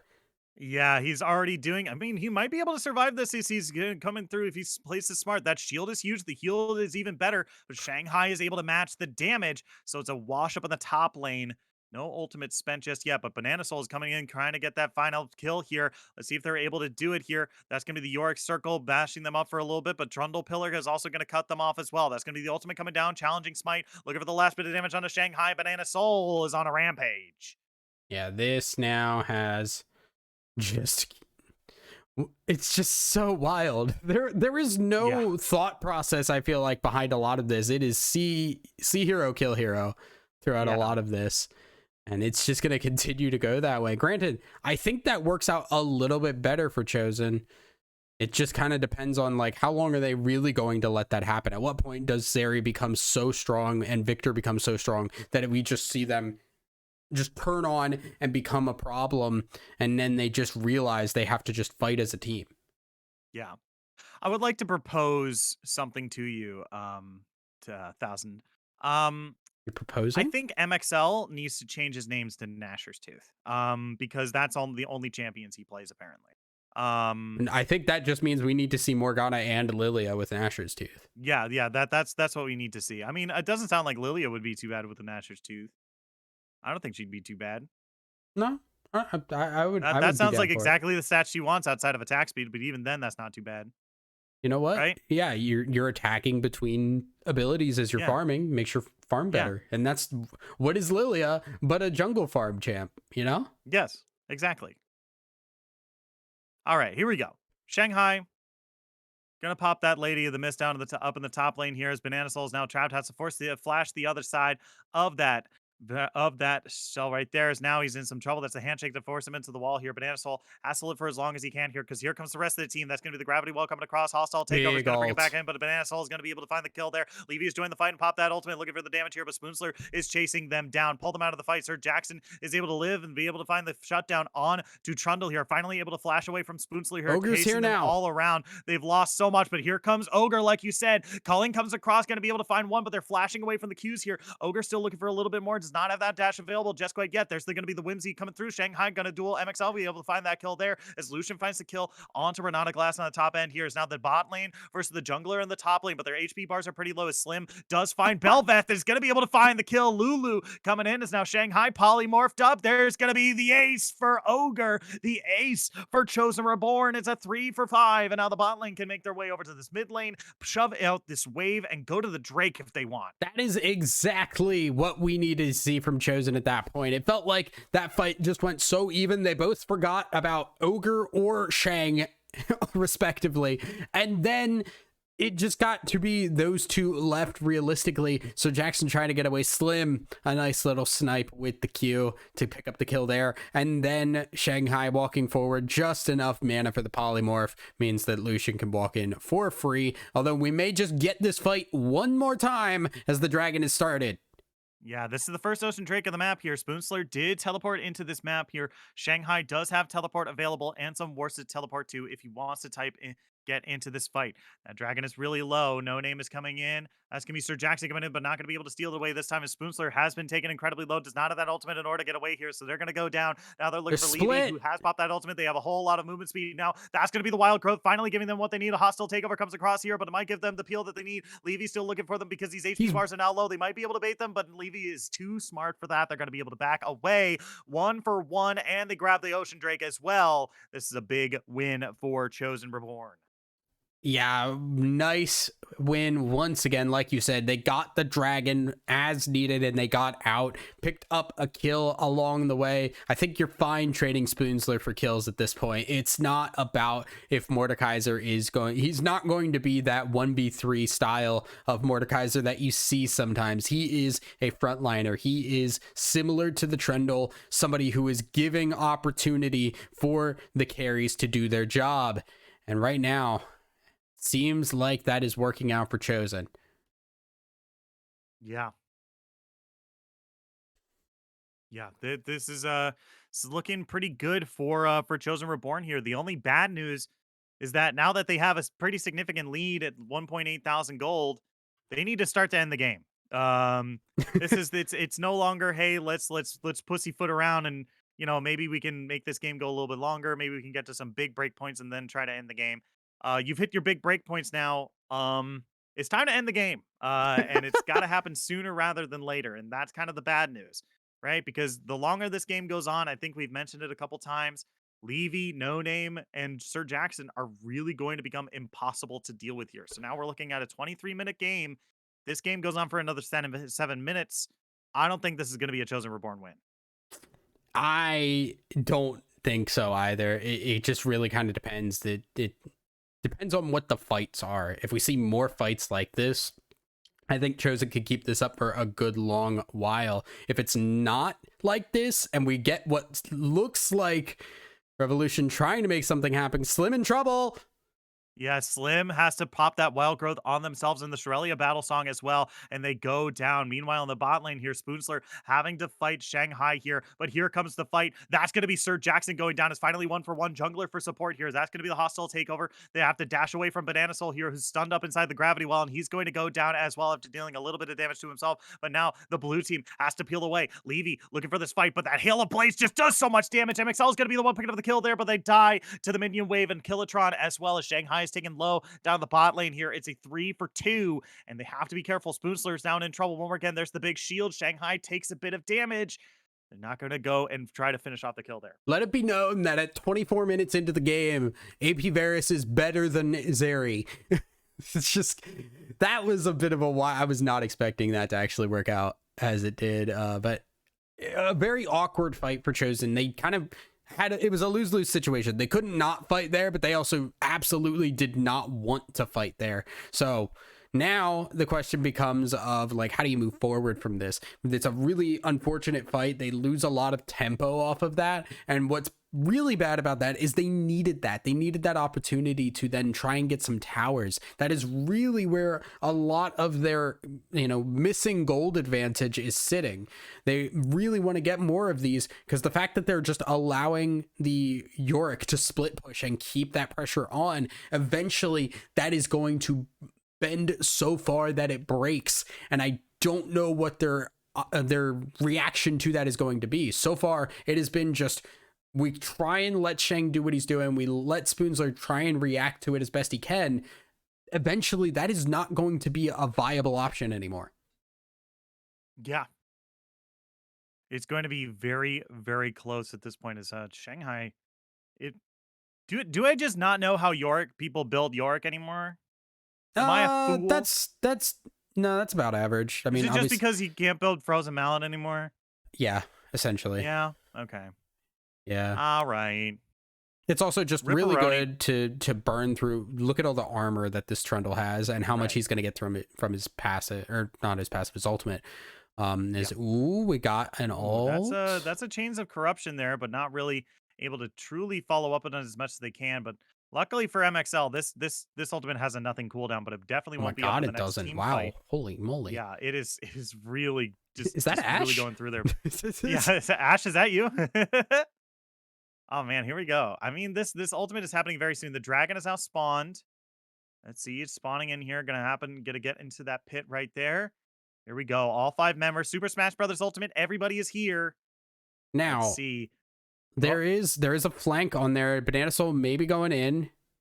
I feel okay. like Chosen could just give this. I feel like you kind of just either look for a really good fight or give this.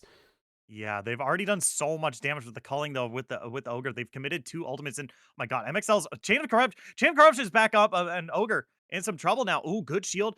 Chaos Storm is going to do a bunch of damage here. Shirelia's Battle Song comes across, but they're not really able to find Ooh. a good initiation into the blue team here. That's going to be the ultimate from Zeri. Hostile takeover onto 2. Going to force the flash away from Spoonsler here. Is now Levy is looking for the kill onto Ogre, takes him incredibly low, flashes away, gets that wild growth, Ogre's dashes so back in, gonna be able good. to find that kill. Holy moly. Now MXL in some trouble. Sir Jackson is dove into the back line here, but not able to find the kill there. Now it's a double kill for Ogre as they're looking for more. Can they find a Shanghai taken incredibly low? Ogre still looking to get that movement speed in order to get a collapse onto the back line here. Killatron now in some trouble as Ogre still doing so much damage. Has to They're back away now as scary. they're going to collapse. Ogre so scary, so low. They've done so much damage. Can they find it? Oh, it's so incredibly close. Ogre's going to be the one picking up the kill on the It's Shanghai next. Ferris. But take a look at this. Teleport in from MXL. He does have that Chain of Corruption available in just a little bit. There's a good Trundle pillar, but they're trying to get close. That Oh, gravity well is way too good, though. Banana Soul is able to survive. They get the kill 2 for 3 rather, and they're gonna get this Ocean Drake as well. I saw someone say we take TP on Varus now, and yeah, that's why you take TP on Varus, because you get him back in that fight, you keep it going long term, and you get the dragon afterwards. A really good turn of events for Chosen. They started off and majorly the biggest thing is Ogre survives that fight with Levy. Slim front lines long enough to allow Ogre to get those cooldowns to come back, gets in the fight, wins that, and then you see Varus doing enough damage. You see Banana Soul just frontlining like a madman as then the damage comes back up. And yes, it did end up with Ogre dying, but the TP from MXL ends up with them winning the dragon at the end of the day, and they are one off the Ocean Soul now. Yeah, and that's a pretty big soul as well. Being able to heal once you press your ultimate is a really good ability, and having that out of combat healing is excuse me is going to be very good for contesting Yorick when he tries to split push, right? And contesting sieges as well, which I would argue like that the red team is pretty good at it. So just having this ability to just take little skirmishes here and there, do a bit of damage, walk out of combat, and then be able to like heal it and then be able to heal it up is going to be really important for this late game here as Ogre coming to answer Shanghai here, pops that Lady of the Mist here, uh pops the culling. I yeah. mean, that's a flavor win. It's a flavor. That's a flavor win. Yeah, as the unofficial self-appointed flavor judge of Zero Gravity I was gonna say, Gaming. don't say you're the Um flavor king. as the self-appointed unofficial flavor judge of Zero Gravity Gaming, Ogre gets points for using the culling on the Maid of the Mist and also the ghouls that Yorick makes. Yeah, I mean, I just don't really like that they're kind of forcing Ogre to respond to Shang there. I like that they now Yeah. have Spoonsley there. That's what you need. TP's ready for both those, and they're going to be trying to contest this Baron if and when it does happen. Yeah. As now the game is a little slowed down a bit, but this game is still pretty even here. We're taking a look at about 30 minutes into this game and only a little less, but it's really close. 1,000 gold separates these two teams right here, and this is exactly how we saw the previous game go as well. ZGG was really, or excuse me, Chosen Reborn was really only ahead by very small margins, and they were still able to close out and win that game. So we'll have to look to see how this game Kiltron, continues. As now Banana no. Soul is a whole lot of trouble, but Killatron is actually the one in more trouble, as that's a shutdown for Ogre there. They're now down 4-5 here. They might have to pull in Shanghai from this bottom lane here, but they're only baiting out the Baron. They haven't called it just yet. Banana Soul still looking for something here. Sir Jackson in some trouble. Levy in some trouble as well. This is some really good space that Banana Soul is making for their team. They are trying to just bait it out, but there's too many things to check here. Zeri can W, the laser from No Name. There's so many opportunities to just check it, and they don't have a way to keep Belveth out of the pit, really. As now Spoonsler getting into, once again, another fight. There is the awfulness that is playing against Yorick. Yep. Yeah, turns out it's a real bad time. As Shanghai pulls him into the Shadow Realm here. Spoonsler pulls Shanghai into the Shadow Realm here and underneath the turret as well, but it's not going to be enough, as Shanghai is going to be the one picking up the Ooh. kill in the bot lane there, but they're losing turrets in the mid lane as well. So it's a pretty even trade that keeps them still in the lead, but we still need to keep our eyes on this York because he's still really, really powerful. Yeah, I think where it's better for Chosen is the fact that they do get it in the mid lane, so they have that open opportunity. Like opening up a mid lane turret means that middle area is just completely wide open, whereas like you only have one side that is going to be working out. Levy now chasing down Slim. Yeah, that's going to be a good polymorph, going to give them just a little bit of space. But now I think it's the red team's turn. It's Revolution Ice Age's turn to start baiting out this Baron here, as they're starting to just throw their vision around this pit and trying to set up as best they can. As this is the next big objective on the map, and we might see a trade here. We might see a bait. 45 seconds until this next Drake here, unless both teams start going for it. Yeah, is now it's really kind of comes down to this. Ocean Soul would do so much, make Banana Soul almost unkillable at that point, and giving a bunch of extra healing for MXL and Ogre as they are getting chased down by this Belveth and this Yorick. It's really important that they secure this one. They're currently getting some decent control here. Is Trundle getting a redemption? Yeah, he certainly is. You know what? Okay, Why not? well, yeah, well, now he's looking for No Name right here. I think he might have bitten off a little bit more than he can chew here, because Shanghai coming in from the top lane as well. Yeah, didn't exactly have the damage in order to fully commit to that Trundle there. You do not have a Divine Sunderer. You do have a Frostfire Gauntlet, as they are starting up the Drake. Woo, it's They are gone. killing it really, really quickly. They got to get in there. Okay, well, there it goes. That's Hostile Look how Takeover little coming damage across they here. do. Yeah, it's not even close here, as that's going to be the ultimate pop by Zeri here, trying to turn this around as best they can. But look at the top lane here. Shanghai is in that top lane. He is pushing. He does have Levy's that in main of the trouble. list. If they want to fight, they have to get in here. Levy's in a whole lot of trouble. Banana Soul is stunned inside the gravity well here, as they still can't quite find Levy. Look at this really good spacing. Look at this really good kiting. They're stopping the blacks. They're stopping the backs here. They're still trying to make sure that Yorick can continue to split push here, as now the teleport coming through for Spoonsler here. Yeah, they had to disengage that. The fact that that fight just kept going in and going out meant that it was just free time for Shanghai to keep pushing on that top side. They needed to disengage, get somebody up there, and stop that Yorick ASAP. But I do like the looks. I like that they were trying to get onto Levy. Levy, no summoner spells right now. One wrong E means that Zeri is completely immobile and in trouble. So now, with that Ocean Soul just in their pocket, they're going to be looking to pressure this Baron. They can pressure this for days now, because if they start it, they're just able to heal back up from doing it. It's so difficult to not allow them to keep testing the waters with this Baron. Yeah, and now they can also just, like you said, there's continually pressure. They can just let the Ocean Soul Trundle heal them doesn't back take up to full. damage. Yeah, and also it's just really easy to take this turret too. Even if they don't have Ogre there, just MXL with the Lulu buff is enough to make them deal damage here. TPs. But here comes two TPs, Victor and York joining this fight here. Hostile takeover comes across, but look at these red HP bars. Holy moly! Shanghai just gets eliminated. This HP bar just disappears there. Is now Shanghai trying to run for his That's life. it. Banana Soul is so quick. Yeah, I think you're right. That's the end of the game. They have the Baron buff. They just got a clean ace. These timers are way too long. This is a clean ace by Chosen Reborn, and now they're gonna end the game. That is so good for Chosen. They start the fight off on the right foot. The TPs come in, but after the Baron is already taken, and while the hostile takeover did force the Varus back, still able to output damage, Ogre dodged it to the side, and now Chosen Reborn take another game in an upset to go to our final Gauntlet game. Yeah, not to mention they get into flaming chat for free. But yeah, holy moly, what an incredible game by Chosen Reborn here. We kept saying over and over again, this game is so close, and this game is basically on a knife's edge, because if Revolution Ice Age get even a small lead in this kind of late game Mhm. here, Zeri and Belveth and Victor are just going to pop off. And we even saw that kind of towards the end there, that even though Chosen Reborn was doing a good job of winning these team fights, it's not like Revolution Ice Age was super far behind.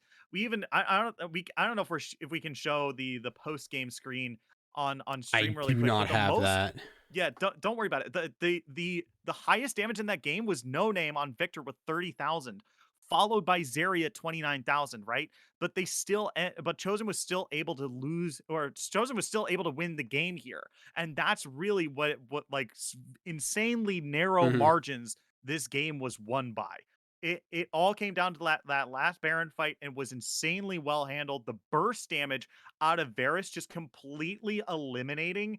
I think it was either Killatron or Shanghai, who just went from 50% health to just nothing, like 1 HP left. Like, it was insane, like, how much damage like, some of these big bursts of damage just did.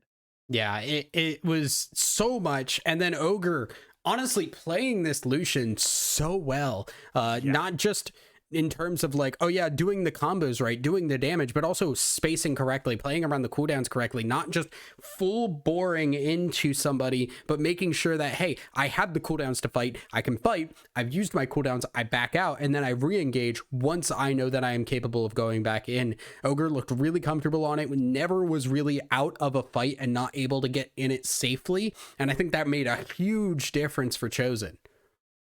Yeah, for sure. I mean, this was an incredibly close game, an incredibly well played one by Chosen Reborn here. Now they get a chance to take on Glacial Valkyrie, which is a rematch from last week. You know, Yeah. last week these two teams went up against each other, and it wasn't exactly the best performance that we've seen Chosen Reborn do. It was, I think even the team was kind of upset about that game as well. And now is their time for revenge. Now is their time to show Glacial Valkyrie that they are the best team going to grab this last playoff spot.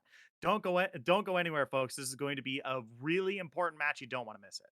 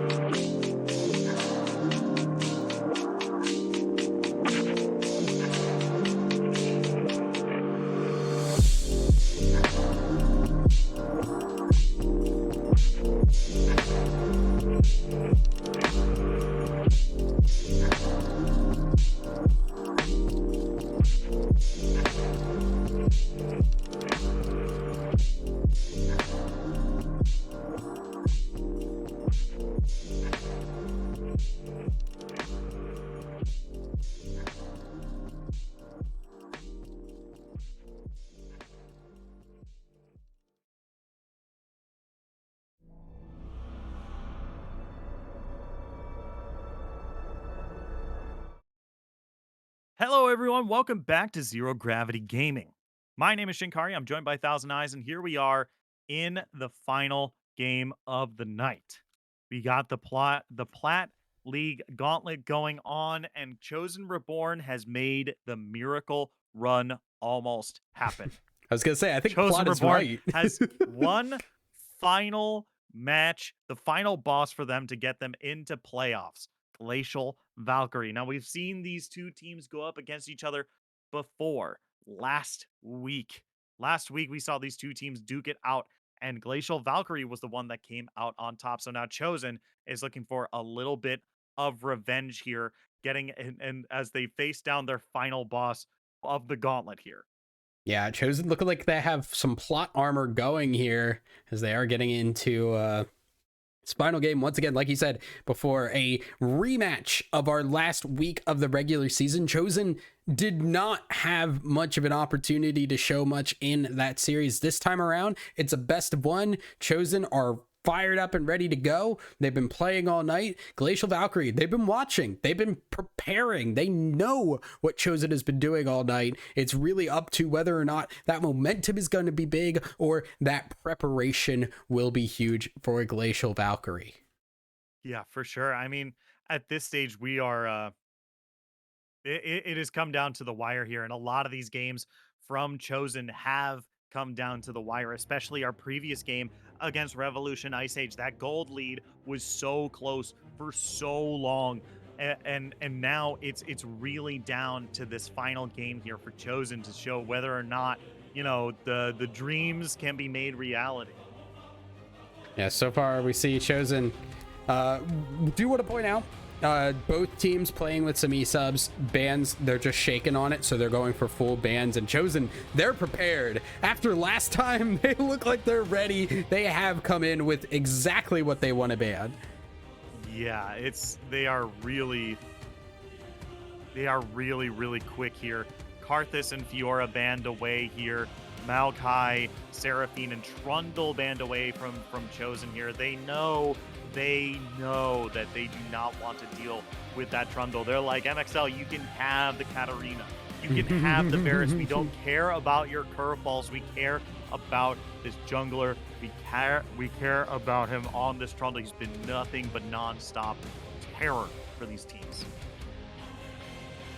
Yeah, now we see the immediate lock in here. So once again, first pick Mordekaiser. I think we're not huge fans of it. We've been over it all night, but the immediate response from Glacial Valkyrie is an aggressive bot lane, a Caitlyn Lux, something that's easy to execute, but also very powerful in its execution. So now the question becomes, can Chosen respond to this with something that is capable of still doing something? We saw them kind of opt into a bit of a later scaling in game one when they had that Vayne, but I would argue that game went so haywire. Vayne was able to start getting kills early, start getting going now. This time around, looking like we're going to get the Jhin, and that's going to be a much different style of play, I think, than we've been seeing from Ogre so far. Yeah, it's definitely interesting because I feel like we've seen a lot of like high mobility, short range AD carries from Ogre. And now we're seeing him on the Jhin, a much longer range, doesn't have as much mobility, right? Does get that movement speed while he has that fourth shot, right? But that's really all Jhin has here, right? So it'll definitely be interesting to see as the best top laner in the game is locked in for Glacial Valkyrie. But Aatrox is on the menu, and there's really no top laner who can truly match Aatrox in this top lane. Yeah, now it's just Glacial really kind of opting into what I would call a mix of strong meta and just kind of strong solo queue picks right here. This is kind of what you expect in the current state of League of Legends solo queue. You get the Caitlyn Lux, you get the Aatrox top lane, and now you see something like the I don't know, somebody's gonna pick something weird at this point. This is usually where my team starts flaming each other and I want to AFK in the middle of the game. Yeah, for sure. I mean, this is a really, really good matchup here. I mean, there's so many powerful picks that Glacial Valkyrie has locked in here, and a lot of targeted bans from Chosen as well, right? The Fiora, the Nami, the Diana, but I feel like Glacial Valkyrie just looked them in the eyes and was just like, hey, that's a really cool bans he got there. We're just gonna pick the best ones. And we're going to be fine because Caitlyn and Lux are very easy to execute on. Aatrox is super different from Fiora, right? We're just going to pick the best ones. And so now they have like a pretty easy time drafting the second half. Yeah, so far I would say overall fairly standard, expected to a degree. The Jin's a little bit weird. Now the Jhin gets a little bit harder to execute because you're up against a Sejuani here. Also gonna be a Sejuani jungle almost assuredly here, unless there's real weird stuff going on. But Jhin, not really known for being able to burn through tanks, and now you can't get it from your top side. You basically been seeing Chosen going for something either very poke or very just burst oriented. Things have to change this time, and now we're gonna see the Viego lock in. Yeah, so that's gonna be locked in, and I think that works out because I think it does a lot of the same things that you get from a Trundle. It is very good frontline, very good at just diving in on people, and when it's ahead and a problem. Yeah, for sure. I mean, Viego is going to be one of those snowballing champions that once they get a lead, it's going to be very hard to stop them. But MXL covering the Azir here, it's going to be interesting, especially after the Katarina and the Varus were banned away. Okay, no curveballs this time. We're just going to be getting straight up one of the better world's mid laners here. Azir as Akali is going to be the answer to it. You seem to have some pretty good some pretty good information about one of these picks right here. I'm just excited because it's Faker versus Scout. We're seeing it again right here. We've seen the Akali versus the Azir in Worlds, and when we did see it, it was Faker going against Scout, the Akali coming out ahead on Faker against the Azir on Scout. So now the question is that how the matchup always goes, or is that how that matchup went? So it's really big now. Obviously, once again, Sejuani going to be jungling here. A little bit difficult to make a whole lot happen against an Azir here. And if the pressure from the Akali is not going to be enough, Azir scaling is going to help burn through that Sejuani. The DPS has arrived in the form of that Azir, and now they have a little bit more of a fully completed team composition. Yeah, and I think the best thing about the Azir here is that it kind of pulls up kind of the big issue with Chosen is they really don't have real good consistent damage here, right? They're not going to be the greatest at taking neutral objectives, but between Azir and Viego, they're going to have a lot easier time picking up these dragons, picking up the Rift Herald as well, Barons, right? We're going to be looking at a lot of good pressure onto these objectives here, because Jhin is not good at taking neutral objectives, and if Mordekaiser is going to be staying in the top lane in order to try to suppress Aatrox for as long as possible, I don't know how reliable that is going to be in order to help with some of these fights here. Yeah, well, I think one of the things too is like Chosen's overall damage composition feels pretty well balanced, right? The Azir is going to have, if you get that shuffle off, it's a lot of damage across a bunch of people early on. That is just flat damage. The Viego can start to add on to that pretty quickly, and then Jhin to finish things off with that fourth shot on the all, or the autos themselves. Like, it's not just like, oh, we're all looking to just get execution damage.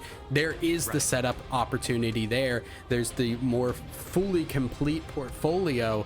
You look at Glacial Valkyrie, that bot lane, Caitlyn Lux, that needs to get out ahead. Otherwise, that mid game is going to be very slow. It's the same thing for the Aatrox. If Aatrox does not come out with a lead, what is Aatrox really going to be doing other than kind of just a meh, whatever bruiser job? Yeah, I mean, if anything, I think the Aatrox is actually a big problem for the Azir, not because Aatrox is going to... Obviously, Aatrox is going to be able to have kill pressure on a lot of the... Aatrox is going to have a lot of kill pressure on a lot of the members of Chosen, because not one of them is just a full straight-up tank, right? I just feel like it's going to come down to execution for MXL to see whether or not he can do those Shurima shuffles well. But the other problem is how the positioning of Ogre, right? Ogre has been playing these past few games with champions that have a dash of some way, shape, or form so that he can continue to kite away.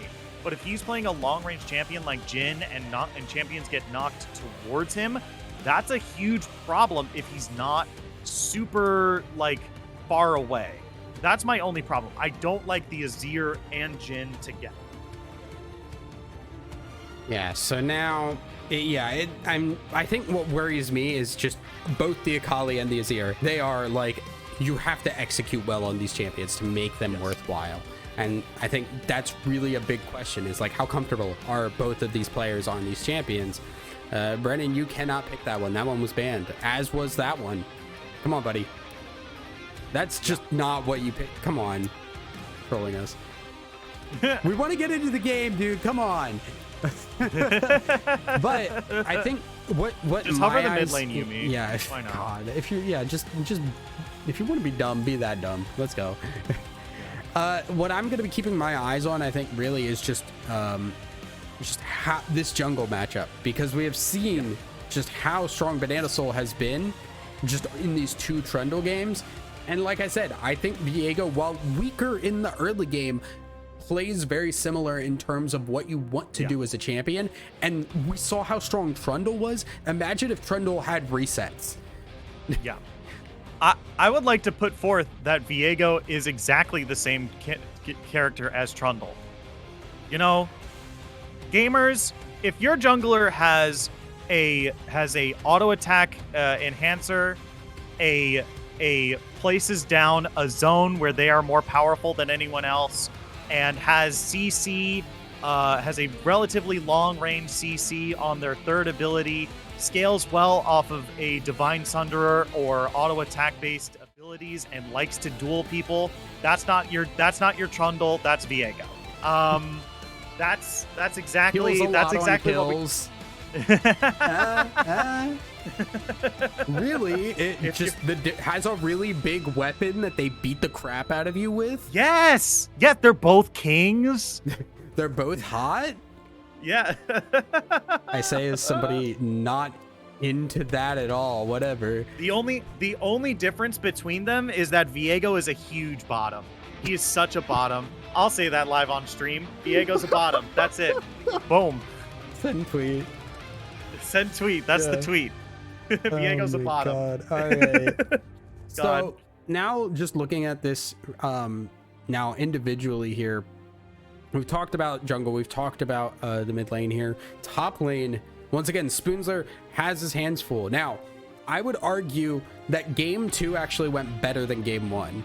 Now, some of that probably just because Mordekaiser as a whole can handle himself a little bit easier. You pretty much just hit your abilities and you do work. There's not a lot of kind of inherent thought in it.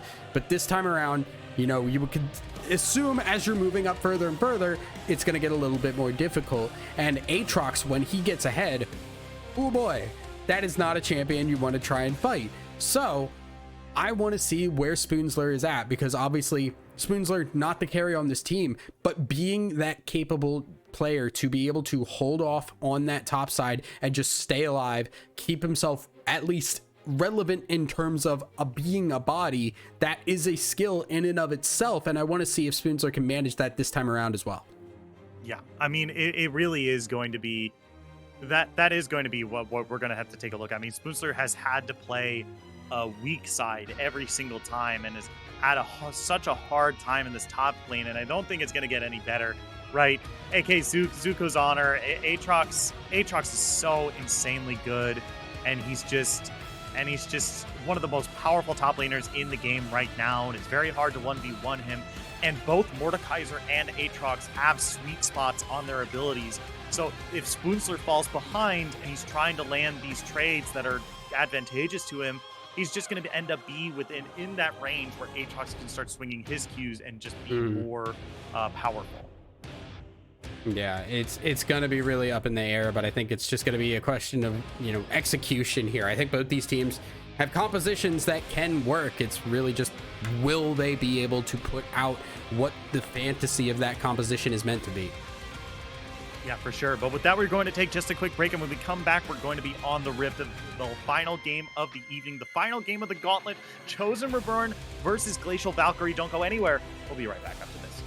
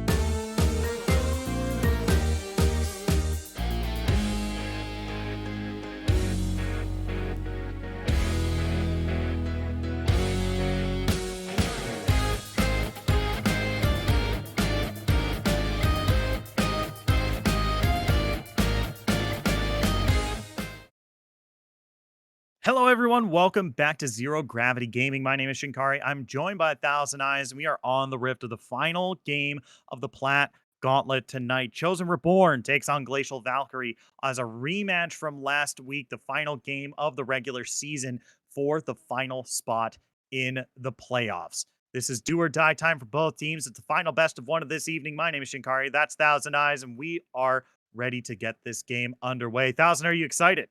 I am excited because I don't think even I talked with Brennan earlier, MXL, and I don't think even he was expecting to make it this far. So I think I think they are excited. Chosen have to be feeling really good right now because they they really weren't expecting much out of themselves to be able to come this far. Do not discount the extra power that you get from being on a roll. You know, when you win those Yeah. games, when you're in solo queue and you're winning all those games and you're on a hot streak, like you're feeling it and you're playing better because you're feeling it. Yeah. And this has been a really, really good set of games so far. And they've been close. They haven't been stomps, right? But they've still been able to win these games even. And that means that they've been making really good macro decisions in them as well. So if they're able to get ahead like early and make these stomps, if they are able to get a stomp, I'm saying it should be like an insanely quick game with how well they're playing, even with less resources. Absolutely here now. I think the biggest thing now is what are these solo lanes going to look like? I would expect, you know, really it's a question of can OC do something about MXL, or is MXL going to do what he's currently doing, which is just poking the crap out of this Akali. Bot lane feels very similar. Will Jin and Karma be able to kind of set themselves up for some good ganks, or is the poke going to be too much from Stick Frenzy and Vesper? Should really ask if the poke is going to be too much from Slim. A lot of these empowered Qs early on from Karma just do so much damage, especially because Slim has that arcane comet as well. So it's not like Slim is going to have any sort of slack in the poke department for a while. Both these teams are going to be trying to really throw some huge haymakers at each other. Absolutely. And I think the comment in this scenario, obviously, Karma can go really either Comet or for the Airy. It depends on whether or not you're looking for a more standard style of Enchanter support, or if you're looking for something a little bit different. This time, gank coming in. Ketty very deep under tower. Yeah, forcing the flash out of Ogre here. Really, really good job. That's exactly the angle that they needed in order to follow up with Sick Frenzy and Vesper as well. But that's a really good gank. They got the flash out of Ogre here, which is important. Remember, Jin, not very mobile, so that flash is really, really necessary. So we'll keep our eyes out for Sejuani journeying into this bot lane one more time. Absolutely. And, you know, a gank Ogre burning the flash there, which is nice, but I would argue that they're I don't know. I feel like it's not the end of the world here. You're really only looking to avoid a bind here from the Lux. If that's all you're worried about, a flash is a little bit hard to punish here when you're just looking at poke. Look at Slim doing so much here. Yeah. It's one of the reasons why Karma is like one of my favorite supports, because sometimes you just ignore the fact that your AD carry exists and you just deal like a billion damage to the enemy team. You say that like that happens when I'm playing champion, or that doesn't happen when I'm playing champions that aren't Karma. That happens every single video game. My AD carry is a bot, and as such, I will play Bard and I will go boom, boom, boom, and run away to the other lanes. He does the boom boom pew. Yeah, exactly. Yeah. Yeah. As opposed to boom boom pow, is if anyone didn't catch that joke. But yeah, Bard doesn't do Welcome to percussion. Zero Gravity Gaming, where we tell jokes and then immediately explain them. Hi. You're welcome for this free content, by the way. Gank top side. Spoonsler in some trouble in the top lane here. Chains are going to come across. That hand is not Ooh. going to get them away from anyone. Oh, no. Spoonsler. Okay, well, Spoonsler's first blood one more time up in the top lane here. Not exactly happy for Spoonsler up Hey, there, but it's going to be a good pickup for Aatrox there for sure. they've won all the games today that he's been first blood. Yeah. You Okay. know? So yeah. Okay. No. Yeah. This is a curse. This is a curse. They shouldn't have done that. Yeah. And with that pressure on the top side does mean, once again, another dragon. One of the things that has been really good for Chosen, even when they've been playing from behind, they've been continuing to get dragon control and keeping that. So I think really this is a huge opportunity. Chosen continuing up that dragon control and keeping their pressure all on around the map here. MXL going to have to keep his eyes open here. Yeah, gets the dash here. Does have that Emperor's Divide available if they want to go for it. But here comes Banana Soul. And from the side, let's see if we're going to get a stun. Nope, not just quite yet. Yeah, just the disengage here. Banana Soul a little bit behind on levels. Does not want to get into a bad situation very Emperor's early. Divide. There it is, everybody. Emperor's Divide. It was a little lonely. What Ta-da! some friends. You know, sometimes you got to make your own friends. Yeah. Slim coming up, it's doing some damage on a Vesper here, but is able to get away there. Still looking for more poke damage, but the bot lane can't quite find it. But yeah, this is an interesting start to the game for sure. As once again, first blood is still taken by the enemy team, but like you said, Chosen Reborn has won 100% of the games this evening that they lost first blood in. So it also just happened to be 100% of the games. Yeah. Yeah. Yeah, it just stop killing Spoonsler. Just let the enemy team get first blood to lull them into a false sense of security, and then you'll win. This is what the kids call That's how you play against analysis. Chosen Reborn. Yeah, just gonna be clearing out here. Ketty level 6. This is where the Sejuani ganks really become a problem. Banana Soul still level 4 here, actually very behind.